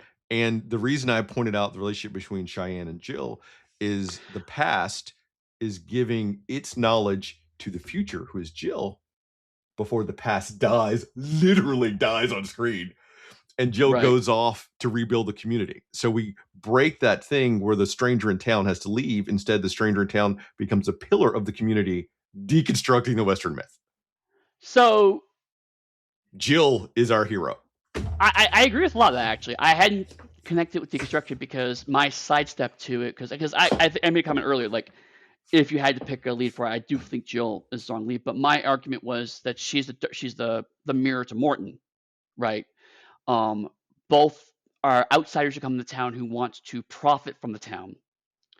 The difference is that Morton is always removed from the town. He lives on his train. He's disabled. He can't engage with people in the same way. He uses his money and influence to manipulate the area. Whereas Jill, like, her last scene is her handing out water to the people who are helping build her station. She is directly amongst the community and is literally serving the community that she's going to help. That's going to help her profit. Now, to your point, if we take Jill as there are two outsiders coming into this movie. I do see your point. That unfortunately, however, makes Harmonica even dumber. Yeah. Oh yeah. I admit it Harmonica when is you now said it, literally just a bait and switch trope for this movie. which would feel like a Leone move if I don't want to make a Western and you're making me make a Western. Yeah, no, yeah. I was about to say, as you're saying that, I feel like, yeah, it's the Leone going, all right, here's your fucking Western, assholes. Yeah. Again, I came into this slightly biased because I knew Leone was reluctant to have Jill in the movie. So I think that may have jaundiced how important Jill is to the movie slightly. I knew she was important, right? But I wasn't ready when we started talking to go, Jill is absolutely the protagonist. I was like, she's probably the protagonist, but I'm not sure because I don't think Leone wanted her to be a protagonist. But if we take Leone's wishes out of the equation for the moment, which is hard because it is a Sergio Leone film, as the beginning tells us. If we make this is a composite piece, and sometimes themes arise subconsciously or without the obvious intent of the auteur, then yes, I see your point very clearly. The bait is Harmonica is the last gasp of the West, whereas Jill is fulfilling. I will follow the form, entering the West, but I will reconstruct it, arguably, into a new form. Harmonica deconstructs the Western, and Jill reconstructs it into a new form at the end. And so, like, and I could be totally wrong, but this is my read on the movie and my interpretation. So I'm not wrong. You just won't agree with me. I mean, to be fair, like, literally every male character by the end of this movie is dead with the exception of one who was explicitly intentionally leaving, never to come back. So every quote unquote Western character is off the board by the end of this movie. And we even have Cheyenne explaining that to the audience, not necessarily Jill, but to the audience. Like, no. Right. This is where Leone's willingness to cut up scenes that we don't think we need to see does bite him in the ass a little bit, because ultimately leads to Cheyenne spending way too much time explaining a scene we didn't see. Yeah. Like, in my original notes, I actually had a blank spot for the train scene. I was like, killed by question mark, until I saw that point, and I had to go back several paragraphs and add that in. There's a lot of that in this summary. I had to be a lot of like, okay, this piece adds that piece. So let me roll into my assessment of it. Is I really like the film. I've been holding that back because on paper I should not like this movie, right? Like, when it was described to me when I was researching, I was like, I want to hate this film. But I put it all aside. It's like, nope, Chris picked it for a reason. It's a Leone film. I like it, and I think knowing it was a Leone film made it harder in a way, because you're right. This is not a Leone film. This is very much Leone going, Yeah. fuck you. You think you want a Leone film? You don't know what a Leone film is. I know what a Leone film is. But taking a step back, it's weirdly the noirish Western we've ever seen. is a lot of people making shit decisions with a good hand, good decisions with a bad hand, I should say. A lot of people lying to each other. A lot of people obfuscate their true intentions through quick-witted dialogue. It's not perfect. Obviously, Oxbow incident is probably, I think, the closest to a traditional noir, as we talked about back in that episode. But there is certainly a lot of a crime was committed, and it sends a lot of characters into a tailspin based on their existing relationships, and they continue to make bad decisions until ultimately one of them perseveres. So I'm not surprised you like this film. It is a masterpiece. Like, it is a masterpiece for a reason. The thing, though, is this is a film that I'd say that you get more out of the more times you rewatch it. You just have to be ready to have a slow start. I think, because like I said, I mentioned briefly, it's kind of starts like a mystery, and I think because as I had to reorganize my notes, which to be honest did not make me inclined to this film halfway through, but I could totally see why rewatching it would benefit, because you could watch it, okay, now I know what's actually going on, the background, so I can see things in a new light, because I know how Frank fits in everything. I know how Jill fits in everything. I know how Cheyenne fits in everything. I know how Monica exists. So I can know those things. So when I'm watching their performances and see that they're still strong and valid with this new information. So you're right. I can see why rewatching at least once would be rewarding, because it's this was all true before. Much the same way to watching a mystery over again. You can see, I know who the villain is now. So how did he get away with it? Where were all the clues at? There's a similar thrill I could see in rewatching this again. And so the slowness is relevant, because ultimately you have to believe in these characters and believe in the situation. And the only way to do that in Leone's mind, I think they'll always do it, but in Leone's mind, the only way to do that is to have you actually exist in that space nonstop for quite a long time, so it becomes believable. So I guess my closing thoughts on it are going to be, I'm glad that I chose to show you Django instead of A Fistful of Dollars, and then end with this one for our spaghetti westerns. I agree. I think it was ultimately a good choice, even though it's not the obvious choice. I think it was a better way to compare and contrast. So I've shown Eddy a masterpiece, and I thought that for a next one, it should be a masterpiece that is on par or excels the 68 film. And we're going to go with The Valley of Gwangi, a 1969 cinema classic. Friends, the thumbnail for the trailer for this movie has a dinosaur. So I have certain expectations going into this movie already. Or it could be on the sheet. I have the title of the movie listed, my name, so we know it's me, and he behind it in bold letters. That certainly caused me to go, what is the thumbnail? I looked at the thumbnail. I was like, oh my God, that's a rubber dinosaur. What third Doctor nonsense have you put me into this time, Chris Whiting? Because we're up here, Eddy. Sometimes we gotta clean the palate. So we need a palate cleanser. Every once in a while, you need a Billy the Kid versus Dracula. Oh God. So if Chris, yeah, if people want to talk to you about this classic of cinema and or rubber dinosaurs, where would they find you online? You can find me on Blue Sky at dark_hue. You could find me on Mastodon as Darker Hue. You can come to the Dark Hue Discord, and we can talk about the third Doctor fighting dinosaurs, and if the third Doctor dinosaur was better than the fourth Doctor's giant robot. What about you? Oh, that's a hard choice.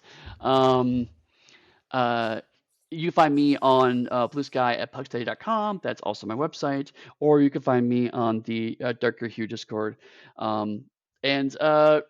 As a note, if you're not backing the Patreon, you might want to do that, because we've been having an interesting run of films the last few months on Patreon. So you might want to check that out, and let's talk about other films. And there's some other films coming up that are interesting too, that I think will be fun to talk about. Awesome. Appreciate the promotion. I don't do it well myself. I'm horrible at it. You don't. And with that, we will see you next week, where we talk about The Valley of Gwangi.